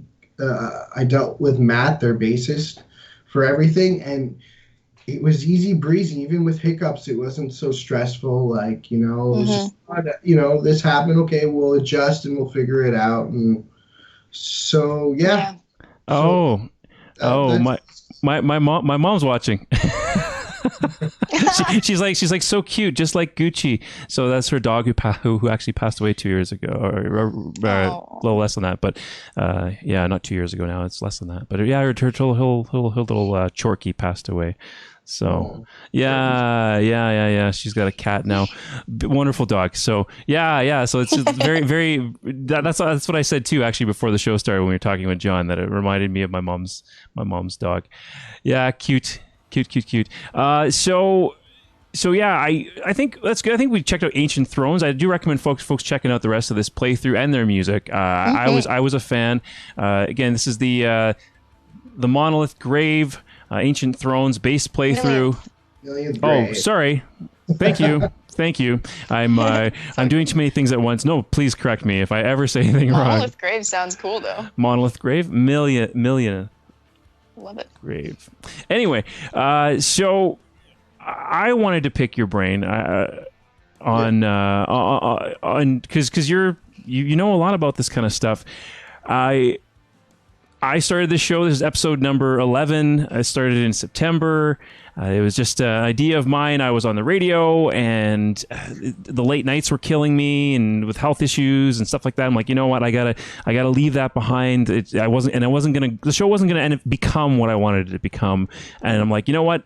Let me just go on my own, and maybe I can start my own thing and make it exactly the way I want it. It's my thing. It's my show. It's exactly how I want it, and do what I do love doing most is talking to interesting people. So that's what I wanted to make the show about. So I'm doing that. So far, people have been enjoying it, but I want to know how I can grow my audience. I'm on the Instagram. I'm not running ads. I don't know if that's useful or not, but I am on multiple platforms. I am doing that kind of thing, and I'm doing this in my spare time. This is not my job. This is for now a hobby. So so about growing my audience, you also mentioned, I'm also curious about how I would go about, and this is something we can take offline too. If there's anything you don't want to discuss on the show, we could do that as well. But like on how to get featured in other publications and media, because I think that would be a really cool thing. I'm already working on some crossover shows with other streamers and stuff like that. So that's some stuff I'm working on to cross promote. But and then sponsorships I'm kind of interested in as well. So those are some things I'm interested in. Do you have any kind of advice, tidbits, direction, or anything you'd be willing to tell me? Well, I would suggest, number one, like for every show, have like a marketing promotional lead up, right? Promoting the guests and stuff. For Instagram, it's all about the hashtags, really. Okay. It's figuring out the 30 hashtags to get you on that'll go into other people's feeds. Okay. Right? Yeah. I haven't been doing that. Okay. So that and like when to post, right? Time is that a thing? The post, and like I've noticed, it depends your time zone, but like certain times, like for me, around 4, 5, 6 p.m. Eastern, that is prime time for certain things to post. There's that. It's just like you want you were commenting other publications. So like if you want other publications to cover it, it's like sending it out after the fact. But majority of most publications will cover it if it's a known artist. You know, like you could send it to like a blabbermouth if you had like Bruce Dickinson on your show. You know, like Bruce it's on my show, and they'll post it, or even smaller. But it's just sending it out to the press guys and working a relationship, maybe a trade-off. Promote their website on your podcast, and they'll promote your podcast on their site, kind of thing. I do suggest Instagram ads if you're trying to reach a new audience to follow you. They're not looking for you. That's where you got to cross the line. They are not looking for you. So you got to put yourself on their radars, right? And that's how I look at it with music publicity stuff too. With independent bands, nobody is looking for you. My job. So I'll just put it in this simple. Nobody gives a fuck about you. Yep. So you have to give a fuck about you. Simple as that. So it's kind of like that. And then it's just harvesting and continuing your current fan base and updating them and curating them. And same thing on, you might want to put the podcast on Spotify too. Or iTunes and stuff too for streaming for later. Like they watch Not a bad idea. Stream it for later kind of thing. Yeah. Just audio only. Yeah, I know, because Spotify's gotten into the video thing, just like with Joe Rogan and stuff like that. But I'm like, that'd be cool if I could do the video podcast on there as well. But right now, that's not an option to the lay person. Start with your Twitch and Facebook and Instagram and stuff like that. But it's also like you gotta get into people's faces and see also the analytics where people mostly listen to you from. Right. And stuff, and then target those areas too. And like you're Alberta, so it's like, all right, let's, of course, you want the Alberta love in the Calgary and Edmonton area and stuff. I'm working closely with those bands too, because word of mouth and just it's getting people into the habit of watching you weekly. That's what you're trying to do. Right. And it also comes down to the guests. Guests are the ticket, right? It's like, this is the bout, this is the boxing match. Who's on the Sure, yeah. There's so many things, but honestly, you want to try to get onto new avenues and streams. and stuff. So like target the Twitch guys, right? The Twitch dudes and the Facebook and it's cultivating and building. Yeah. That's it. And using that web. It's getting into those circles. But yeah, I recommend the hashtags and the adverts. I still do adverts too. I'm always just to keep a presence, just because it needs to be seen. We're a visual society too, so like picture the Wicked Wally logo just keeps popping up. Right, over and over again. Yeah. Well, that person finally makes the click conversion, right? And what is this thing already? Oh, what is this thing? Yeah, I keep seeing. Oh, okay. Oh, it's cool. Oh, I'll subscribe. Right. And hopefully when they subscribe, they watch, they like, and then keep following, right? Yeah, to keep people following is the engagement, right? So, and that's a huge thing. People join the show. I've been making such an effort to try to talk to the audience because we're live. There's a reason we're live is because we want involvement from folks watching. And if you watch and you're involved and you ask a question and you just like, it's not just the three of us here. There's people watching that can actually be part of this too with us, which is super cool. That's why it's a live show. That's why we have technical problems and it's hard to keep things on the rail. My computer's overheating and all these fun stuff because I wanted to do this as a live show. I loved live radio and it's a good chance for folks to be involved. And that's going to keep people coming back too, is that, hey, I jumped on this, I watched this show and I got to ask a question and I got to be engaged and so I think that's going to make a difference too once the people are here. But once the people are here, I think I've been good at getting repeat viewers. I've noticed the repeat viewers, likes on my posts, been the same folks I'm seeing over and over again. There's people that are so once people find this show, they tend to want to watch it. So it's good. But yeah, it's just getting those people introduced into it in the first place, right? That's the challenge. So, but it's right, and then just keep doing the repetition. Even video trailers do like 20-30 second clips to like just to be like, oh, it's just a little audio video clip of you from an interview and just keep rotating that people to see on an Instagram as an Instagram clip or a Facebook clip. I don't know. Do you upload the videos to your Facebook after, or no? This is live on Facebook right now. Live once and that's it. No. It's live on Facebook and it stays there for forever.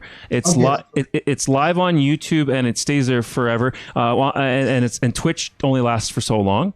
So Twitch only stays up for so long. YouTube is forever, and then also YouTube is where I'll do editing if I need to, if anything's kind of messed up in the video, but usually I don't edit much because I like it to be more organic anyway.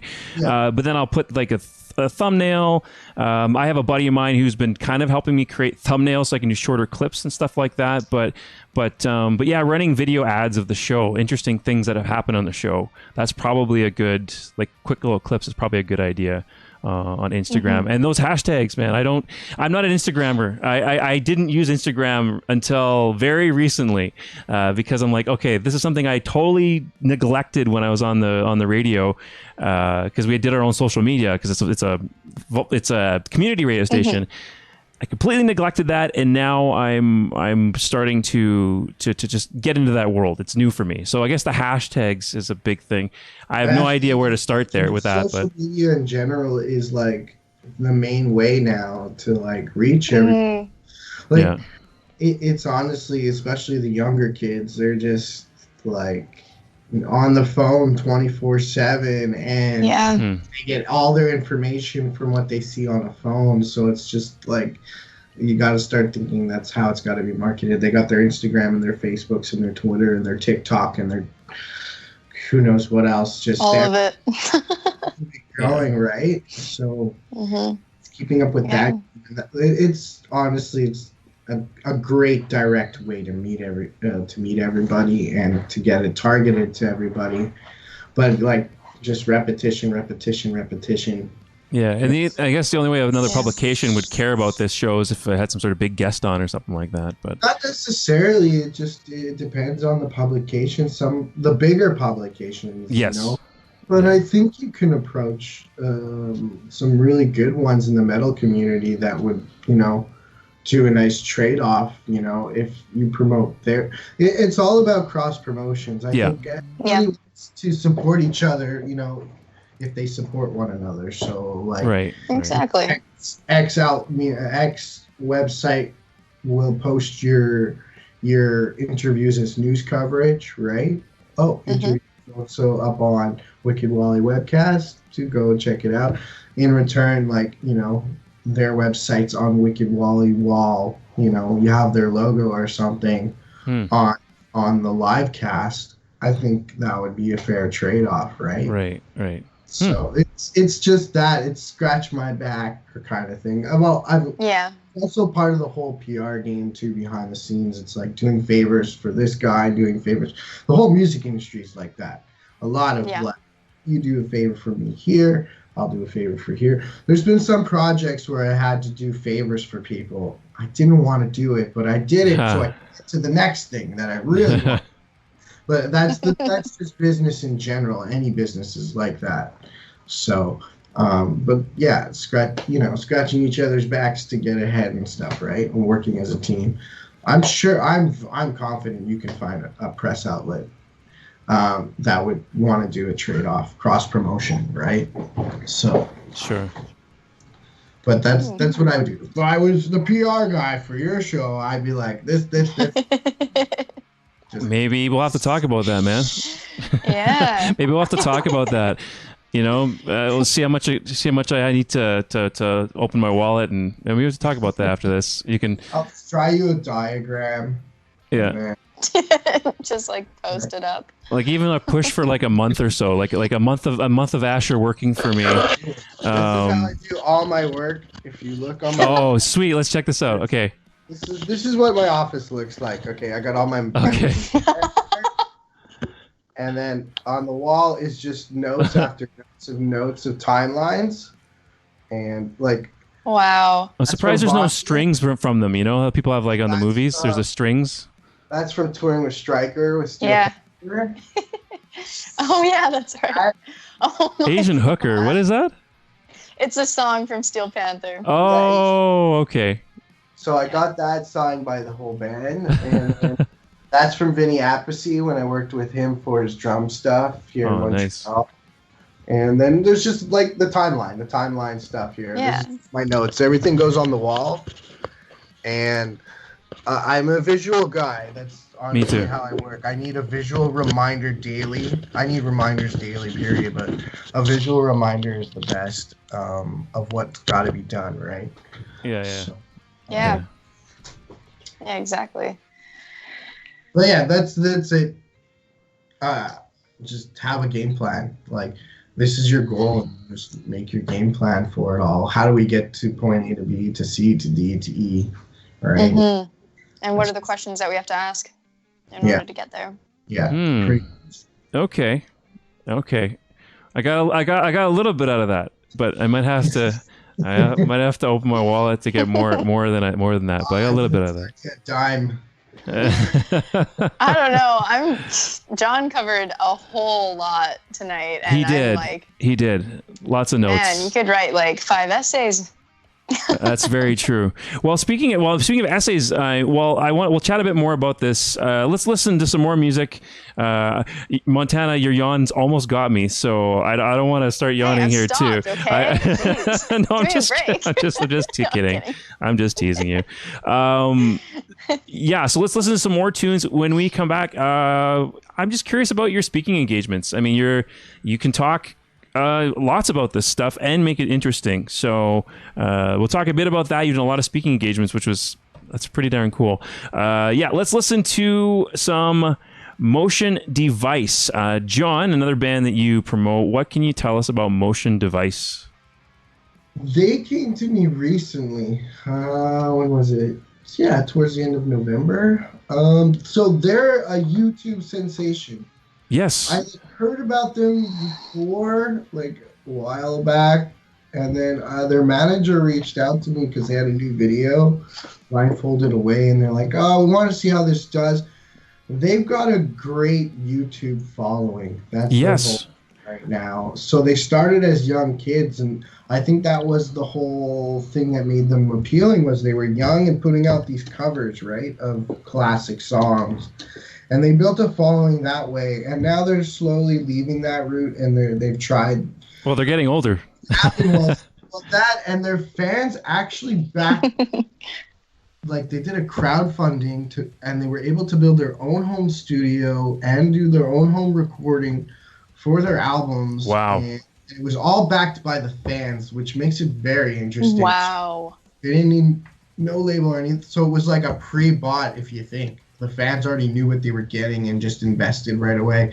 And apparently they were able to raise about $200,000 from the fans. Whoa. So Whoa. they've just been delivering music upon. That's insane. And yeah, they've just been doing that. So they released their latest album in September. So I wasn't really part of the album promo because they came to me late when they came to me because it was November. And so, but I jumped on board for the video and kind of piggybacking what we could do with the album, even though it's already released. And so, yeah, that's what's going on. But yeah, their claim to fame is the videos. But yeah, they got a huge fan following on YouTube. Wow. So they kind of also want to branch out of the YouTube because they're in the YouTube universe, but but besides that, not much of the metal universe overall knows of them. Yeah, right? Matt Smith in the chat has another really good question, but we'll come back to it because John just gave a really good intro for the band. So we're gonna check out some Motion Device, but Matt, stick around, buddy, because right after that we will get to your question, and I'm reading it here. It's a good question. So yeah, let's check out the band and this Motion Device, and yeah, I mean from what I saw, I mean they were kids. They did a good job for young kids doing the covers. It was cute and impressive for young people to be that talented. But they're transitioning now. They're not kids anymore, and they want to go beyond that. The last music video had 13,000 views, which is great, but it's not the 4 million that they got on, say, their biggest cover when they were kids, right? So it shows a difference, right? So it shows a difference from taking a cover that people are all familiar with. Sure, yeah. And it's your own. They made it their own, but now, right. Just because you have that doesn't necessarily it's converting into what you want it with the original now content, right? So right. Well, this one has been I'll be honest, has been an interesting one to approach as a publicist. Yeah. Trying to no doubt convert it. Because they already have this like following and this all these subscribers. I think, see how many subscribers, 74,000 subscribers on YouTube. So but only 13,000 views on this video. So they need publicity. They need someone like Asher and whoever else to help push this, to help push their stuff. So they're not, because YouTube's their audience, but they need more than just YouTube if they're going to be transition to an established act outside of just this, right? So, all right, let's check it out.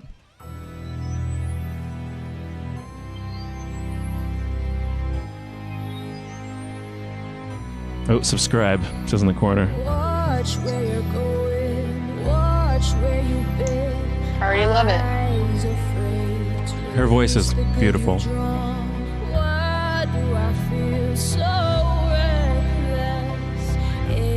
There's a poppiness to it, but it's not a bad thing.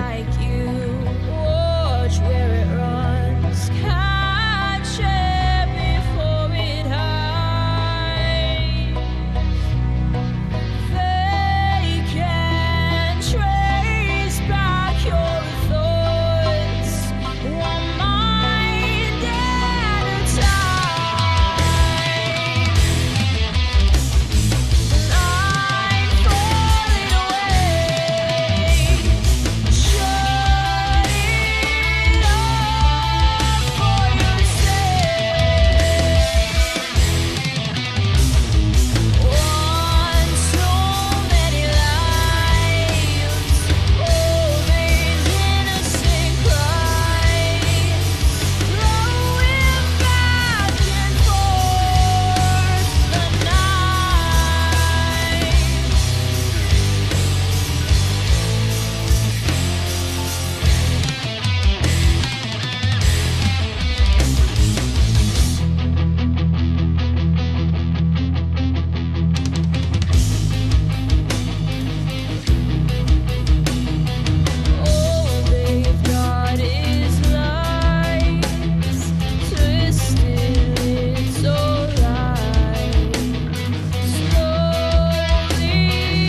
So yeah, this home studio they were recording this all paid for by the fans.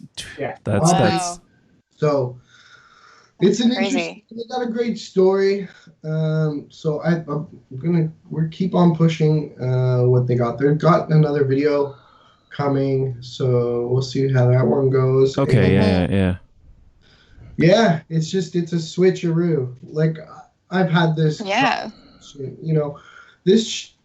I think it's hard sometimes to switch from when you have a gimmick that's so popular with people, and then you pull a switcheroo. Right? Yes, it's not the same thing anymore. Yeah. So they're in a transition, and so this one has been a very interesting one to convince press guys, because press guys have been, I know this band. They've Yeah.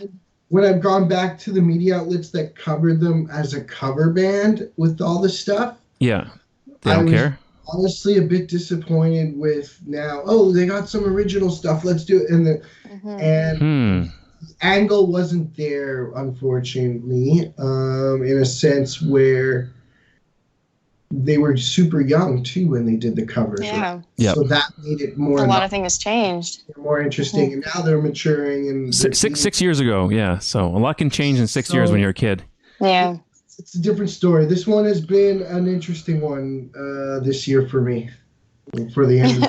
So now I'm still positive on pushing it and trying to get it. I think it'd be fun. Let's watch the most viewed video. I believe it's their most viewed video. Yeah. Over 4.5 million views. Same YouTube channel. Heaven and Hell Black Sabbath cover. And I mean, they've grown. That's the thing too, is they've really grown as musicians. If you watch the most recent track, and I do recommend everyone watching, check the rest of this out. The song picks up. Actually, let me just play it a little bit more.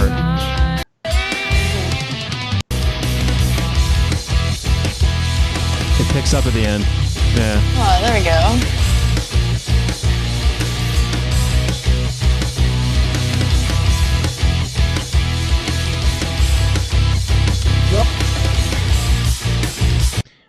So they're brothers, sisters, and cousins, and they're all related. Family union, yeah. Okay, yeah, that's cool. Wow, that's cool. That is so cool. So the song picks up at the end. Honestly, I think I like this. I've listened to the whole song. I watched the video. I like it. The haunting vocals at the beginning do make it stand out, but it takes a while to build. I think that they should have come out with something a little more exciting as their first, to push. So hopefully this next song that they need an accordion. That's what they need. So, no, I'm kidding. So it's not a criticism as in like this song is great. I really enjoyed it, but it's more like I hope the next song that they come out with has some punch, has a little bit of a kick in the gut when you first listen to it, just so it catches people. Right, a great track. I understand why they probably picked it, because it's a great song, and the way it picks up, and it's moody, and you start with the somber vocals, and then it picks up towards the end. A really nice tune, but yeah, I think you kind of need something just kind of like immediately, just like in your face, like oh cool, within the first 10 seconds you want to keep listening to it. A visual too, like a visual representation that came in kind of to like add to the mood. Or add to that atmospheric. I think they're doing this though because this is what they've done. They've done this live studio recording kind of thing, right? So what John was saying is about changing they're changing what they're doing from covers to original work. I think they're trying not to alienate their YouTube audience maybe by and they want to show off the studio that everyone helped pay for too, right? That's true. Yeah. You're right. They're still continuing covers, but they're also right. They want to show that branching out. They're not all just about covers. They got talent. They do. And they show it, right? So it's just it's a switcheroo. I guess and that's true. If they keep doing the cover work as well with their audience, they'll keep people coming and checking out their originals as well. So yeah, for sure. All right, I want to show really cool. I want to show a little bit of them as kids. This video, this is 4.5 million views, almost 4.6 million views. Let's just watch a little bit of this to give you an idea. This was 6 years ago. Oh no, 7 years ago now. Wow. Yeah. Dio. Same time. This one's for you, Ronnie. Oh, that's so So Aw. sweet.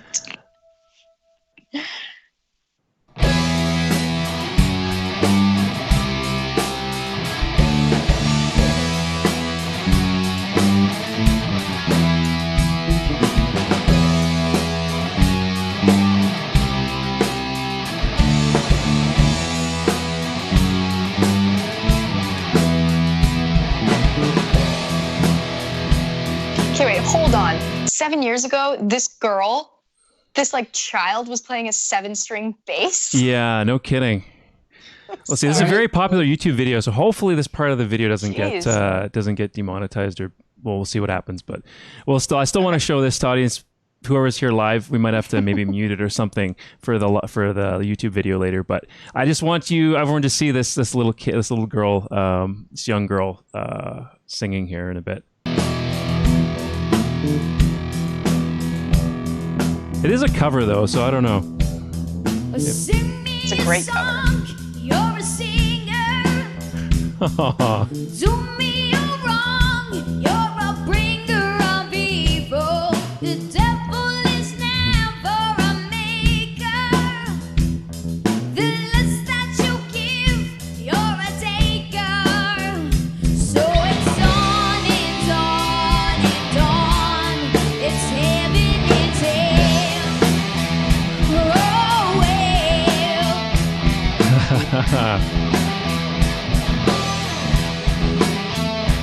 I love how she's wearing Dio as well. Yeah.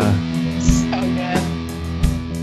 The lover of life's not a sin. It's for the dancer. Okay, we'll skip ahead a bit to the. The moon is just the sun at night. When you walk in golden nose, get to give the golden ball that's heaven and hell. Oh no. Oh, you got to bleed for the dancer. The vibrato. She's got a great vibrato. It's just like Yeah. young kid. So Child. That's so cool. obvious why that got 4.5 million views, right? That's just like, it's young kids. They're playing metal. It's a popular they're song. They're cute. They're talented. Yeah. Right. So, yeah. That transition. I wish them the best. They're very talented artists. It's the story. Yeah, right? absolutely. It's the story. Yeah. Right? Mhm. So, Very that's cool. fun. All right, Well, I'm happy you took on that challenge. We'll see if Matt's still here. I think we're almost ready to wrap up the show too. We're getting closer to 2 hours, so we'll have to wrap things up. Matt, if you are still here, if you're not, I guess you can watch back later. But because we lost a couple of viewers, but Matt, if Matt's question is, Stryker has a beer with sea change. Do you think it's feasible for non-Juno band to approach a company like that and be able to cross-promote in that way? If you get sick of my questions, just tell me to beat it. You're making your own beer. I've worked with other bands who've worked with breweries, microbreweries to make their own. Oh yeah. Well, New Level Brewing in Calgary has done a number of cross promotions. They have Hyberia. We had Hyperia on the show. Yeah, Woodhawk did one. Sure. Yeah, I would. Man, so many. Like maybe as a small independent act, you can approach. It might be harder to approach a large brewery, but all these independent ones, microbrew, because they're all looking for exposure. Sure, 100%. Avenue for them. I would do it. Just have a good plan in place. You just don't say, "Hey, I want to make a beer with you." You got to have a plan in place. Yeah. Right. Plan it before you ask it. We're gonna have a release, like what Hyperia did is they had a release party for their music video. They shot a music video for one of their most popular songs, and that's when they had the beer as well for sale at the event. Yeah. So you immediately are like, okay, you're gonna create this beer. You're gonna have a bunch of it sold. They pretty much they sold out. They sold out of this Hyberia. They did. They sold out. It was a win for the venue, a win for the band, a win for the So everyone won. And I'm trying to brainstorm ideas for this show to do stuff like that, ways of like having like some sort of like financial incentive or cross. I don't know. I've been brainstorming, thinking. I hope I think of something because stuff like that really. Man. Pre-orders for like merch and stuff. If you decide later on down the road that you want to have like Wicked Wally webcast merch, you can do. Sure. It's called a pre-order. Sure. That's definitely There's tons a thing. of stuff you can do too. But even like pre-orders and such. like a a microbrewery, let's say like New Level, even if it would be fun to like, I can't drink a bunch anymore because of because of health reasons, but I would try some. I would do a beer taste test every show and say what I think of it, right? You do a live broadcast eventually from a venue with a well-known artist if you can, with the brewery sponsoring with a microbrew for that special event. There you go. You taking notes, Wally? Yeah. Well, this is recorded. I can watch back in multiple times. So, yeah. Yeah. I can watch this back. So definitely taking some notes. I find with the microbrews, they like to do it for special events. Usually CD launches, album launches are great for microbrew, cross promotions. Yeah. Those kind of things. What else? Or a video kickoff, just a launch show. Period. Yeah. Most of the time, that's when I've seen it the most. That the beer companies would be like, "Oh, we got a special beer for tonight," on top of that. Anonymous, I work for here out of Quebec, they did a beer too, and it was for the album launch of La Bestia, right? They did a La Bestia beer for the album. That's cool. So it kind of, that's when I've seen it the most, is just cross promotion for like an album coming out or something. Right. So don't be afraid to approach them. Just have a plan. Get them excited. Right. Get them excited as you are. Yeah. What they care about, it's not that the reality check, Matt, is they don't give a fuck about your band. I'm going to say that. No. They give a fuck if your band is going to expose their product. Right? That's what they care. How much is the band going to expose their product to new beer drinkers that will drink the beer and then will be later continuous consumers of purchasing power. Right. Right? That's really what it comes down to if you think about it. So can you provide a room of 50 to 100 people that are going to taste the beer, and that 80% of those will buy the product after the fact later down the road and be like, oh, so-and-so brewery. Oh, yeah, I remember them. I tried them at the launch. Oh, yeah, I'm going to fucking buy it at the beer store today, bud. There you go. That's the answer. That's it. That's definitely the answer. That's really what it comes down to when it comes to business commercial shit. Nobody cares about the artist's music. They care about what exposure your fans will have, right? So a bunch from Matt here. I'm here. Tell me more. Tell me more what my plan should be. And he's like, he just answered my question. So great. So Matt, you answered Matt's question. You gotta let John talk for a while, and he will answer all of your questions. You just gotta let him talk for a while, and all the questions will be answered, even the ones you haven't asked yet. So it's awesome. So he's full of information. All right. And speaking, and then you've done a ton of speaking engagements. I'm not surprised after having a chance to listen to you talk about this. You were tired before we started doing this. You've been working like crazy, but you still had lots of information to tell us. If you're cool with it, man, I'd love to pick your brain again. I'm gonna take some notes. I'd love to pick your brain again sometime about promotion, because the more the more people that watch this show, the more people that are gonna learn about the bands that you've promote to me, and then we can all help each other out, and Hell yeah. It's 22. Yeah, exactly. That's what you talked about earlier, right? Everyone's got to help each other out. Everyone's got to do favors and deals and stuff like that. So yeah. If you think, we're all here doing the same thing, promoting everything that we love, right? Exactly. You've done so many speaking engagements. This is crazy. Are you nervous speaking in front of people at all? I'm not someone who is, but I am still, because it's just, what happens is, it's not that I brain fart. I have this problem. I swear a lot. Oh, okay. Yeah, I've noticed.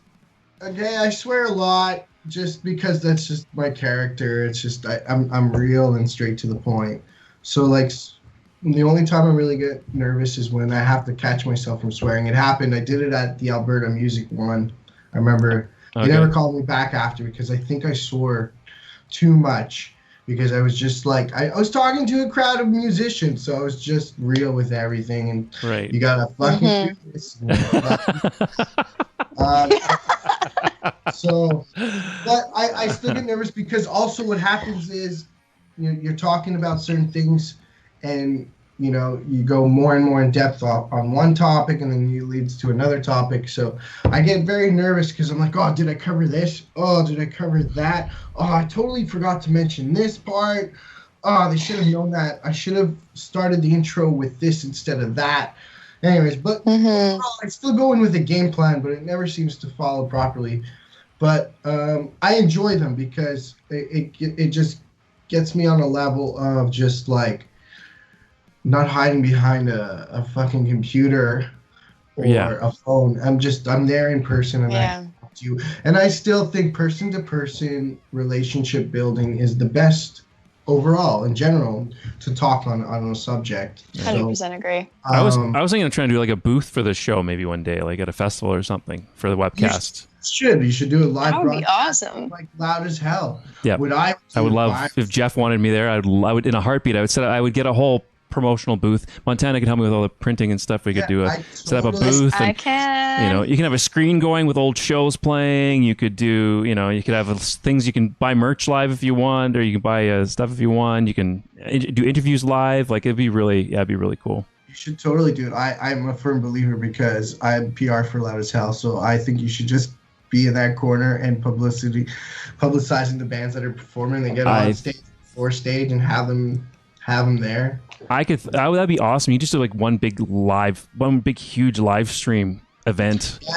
Or you do keep your Twitch on 24/7 in a sense, and people can just tune in. Yep. Play lawn games. You know, where you are. At the same time, you're running ads right that whole day on the social media networks. Right. Right. So it's a whole process, but I can totally see it happening. I would. If Jeff and crew are interested, I'd love to set up something with them, and then I could have a big live stream going and kind of partner with them. I would love to do that. I would love to do something like that. I think I can't speak on their behalf, but I personally think they would Loud as Hell, that Jeff and stuff. They totally. Yeah. Man, they're such cool guys. They are cool guys. Loud as Hell too. Matt Smith, loud as hell, drunk as fuck. He says. Yeah. That's the saying. Yeah.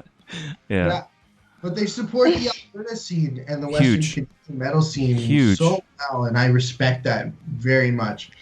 Like, I love that about the West Coast of Canada. You guys got so many good things out there that support everything on the local scene very well. That was something I was going to bring up, John, is that we missed it earlier because you're talking about a bunch of stuff. Is this not? I was going through all the events that you help promote, and the bands as well. Like, there's so much Western Canadian love there. Like, and you're based in Montreal. You're based in the east. You're based in the east, but it looks like it slants to the west in terms of the work you do. Like, why is that? Did you just find a footing here, or? I guess I found a footing, but I also think personally the West Coast bands, not to rag on the East Coast, but the West Coast bands honestly have their shit together better. Let's just put it that way. There you go. I've personally found working this job that a majority of the bands, not to like hate on my own province, but the Quebec bands, some of them are just very disorganized. Some of them too in Toronto area. Toronto has some very well organized units too, but I don't know. There's something about the West Coast. There's something in your water or your beer out there. Most of the bands that approach me have their shit together and they know what they want. I would say they're really decisive, whereas certain bands out here, they're just indecisive and not sure about things. And so I'll be honest, as a publicist, I love my hometown of Montreal, but a majority of the bands I've tried to work with out of Montreal have been so disorganized. Whoa. Hot take here. I'll get in trouble probably for this. But, this is going to be the YouTube. This is going to be the clip of the episode right here. Yeah. John Asher shits on Montreal. No, wait. I do work for a lot of Montreal bands too, but that's how I've noticed. Like the West Coast, you got your festivals organized, you got your concerts very well organized, you got your bands and your tour circuit very well organized. Maybe it's geographics, I don't know. Whereas like the East Coast, it's a little Also, Not there's, so- I mean, it's more spread out here. It's not as populated. You don't get as many big acts. I think but you have to I be don't more. I think understand it's your community. it's a survival technique. I think you have to be more organized to be I able will to. comment Yeah. as an outsider. This is what I noticed as an outsider. Yeah. When I showed up the last many years that I've been traveling to Alberta, what I noticed is the Edmonton and Calgary and the BC area, you guys keep supporting each other and going to local shows. Yes. You'll drive down Yeah. from Edmonton to Calgary and Calgary Yeah. to Edmonton to We'll support. go to Red Deer. We'll go Yeah. to Vancouver for even like 2 nights. So let me see. So let's go to Montreal right now. Montreal is like this. I'm playing in Quebec City. Quebec City is only 3 hours away. Hey, dude. Matt and Smith says in the chat. Matt Smith says in the chat, you need to be organized when we're hundreds, if not thousands, of kilometers between venues living in the West. You hit the nail right on the head. That's exactly what Matt Yeah. said in the chat. 100%. Yeah, You only have so many chances over here. but that's what I get. You guys go and you support each other, whereas We do. Montreal will not travel to Ottawa to watch bands, and Ottawa won't travel to Montreal to watch bands, and Quebec City don't go to Montreal, and Montreal don't go to Quebec City or Toronto. Like we don't have this circle of a unit where we're organized and everybody knows everybody and supports.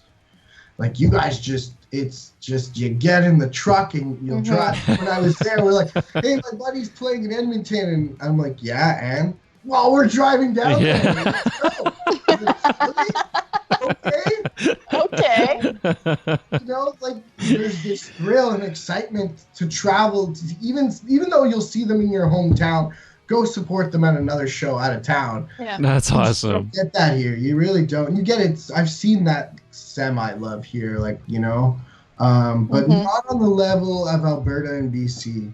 Like, I just don't get it. I don't. Yeah. I don't know what it is. But I love it. I don't know why I'm still in Montreal. I should be living in Calgary or something. Yeah, come on back. Come on, John. I wouldn't mind having you here. I would love to have you I here, wouldn't man. mind. I'd love to have him here. He's working all the time, though. I never see him. I think I'll keep myself as a novelty, you know, when I should. So Sure. that way, aren't as sick of me, as they call it. You know, That's Montreal, everyone's sick of me here because I was at every show. You see my face every day, you know. Right. You come here, everyone's like, oh, hey. They're happy to see you. New Right? guy. Well, I haven't seen you forever. It's been a year, man. How's you been? Yeah. But I think, you know, in general, overall, my experience in the metal scene, I've seen different scenes. Like, what a tongue twister. But like the East Coast works differently, the Central Canada works differently. How did you break into Europe?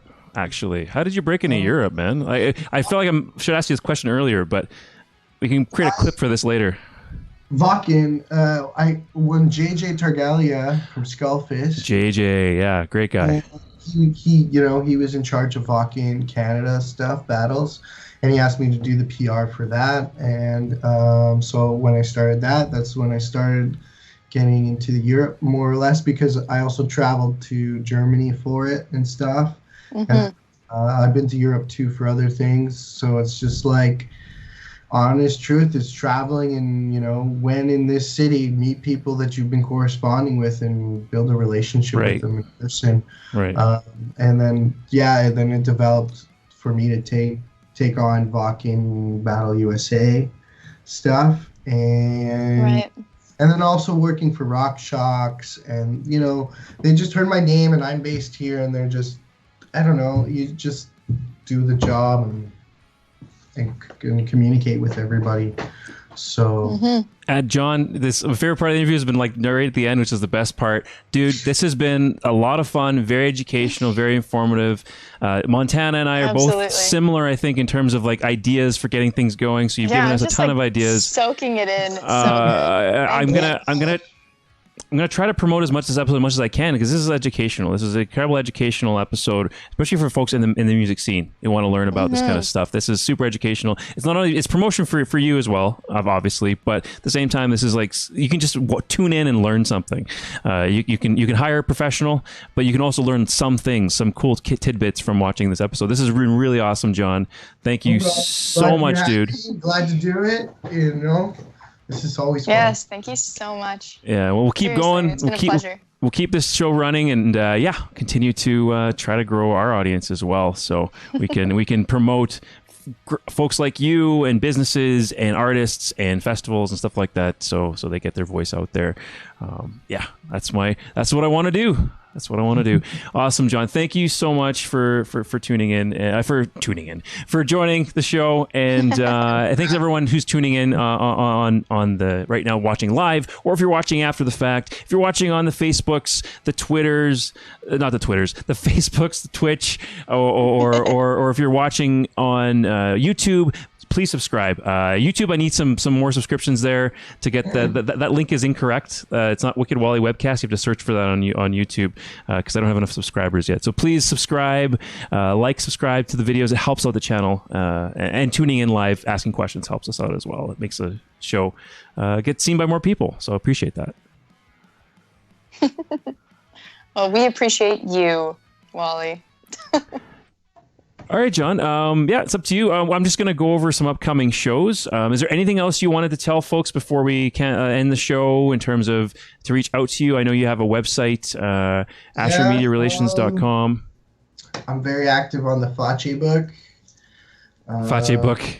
Facebooky. John Asher there, or Facebook. Emails AsherMedia@gmail. Very easy to remember. And then Instagram too is @AsherMedia. Those are the three I stick to. Yeah. Those are the three main I stick to get a hold of. So, and I try to reply to everybody as fast as possible. That's always the goal, right? Right. And if anyone wants to hire you, there's AsherMediaRelations.com/hire us. It's on the page. You can find hire us. Or even just drop an email. There you go. Yeah, drop them an email. Or Facebook messaging me, or just hit me on. Send me a letter. Carrier pigeon. Yeah. Carrier cheetah. I'm very accessible. There's no reason not to be. It's the digital age and social media. Absolutely. And everything. So yeah, those are the things. Just don't call my phone at 3 a.m. Don't give out your phone number on this show. Don't do that. don't do that. All right. Yeah. Thanks, John. Yeah, we'll let you go. We'll let some folks know about some upcoming shows that are coming up. So we've got great shows coming up, and we'll close her off here pretty soon. All right. Great. Awesome. Yeah. Thanks. Yeah. Thanks, dude.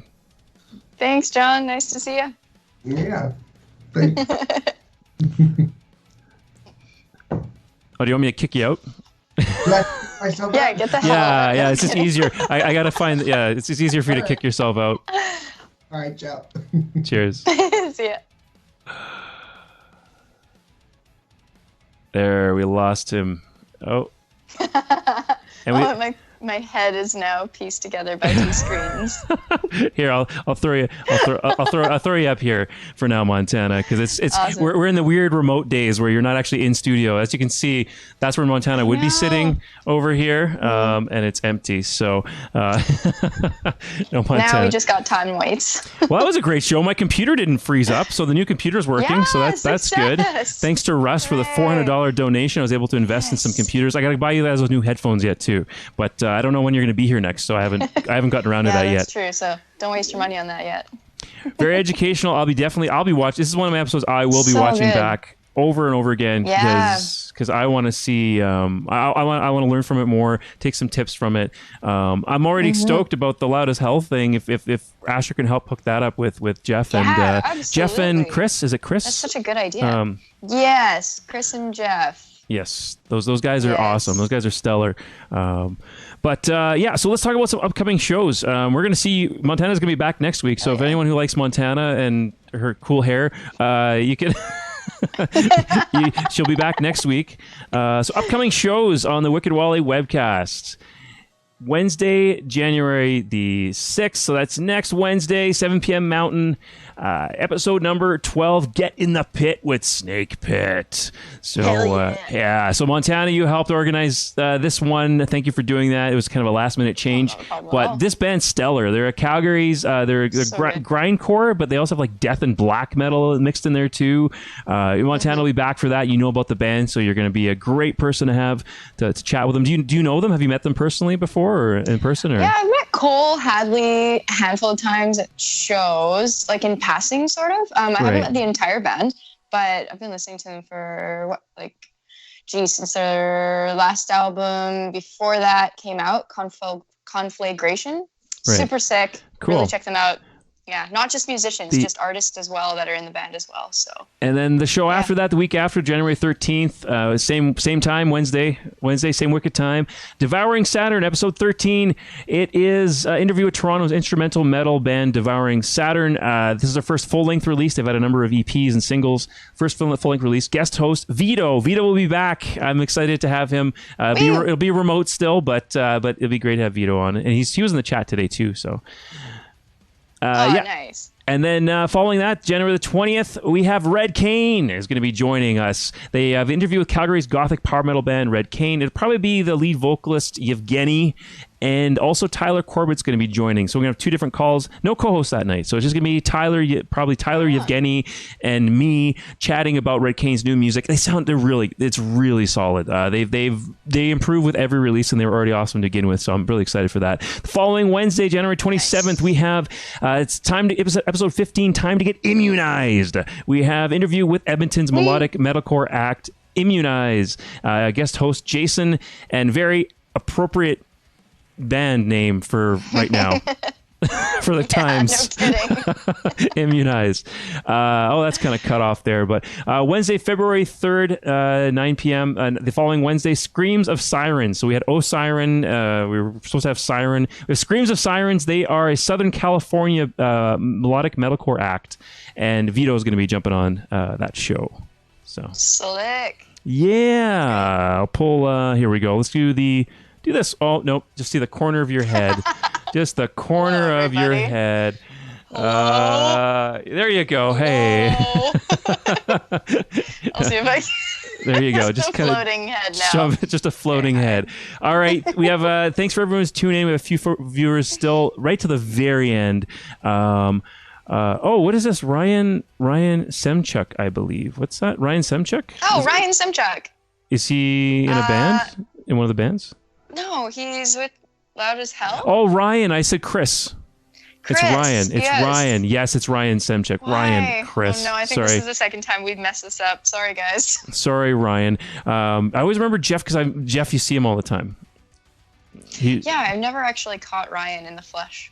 I've at the festivals. At the festival, he's there. I've chatted him with lots at the festival, but I'm a terrible for names. So, anyways, Montana, thanks. You're up floating in the corner. Oh, thank you so much. My other camera's frozen somehow, so I'm just sitting there.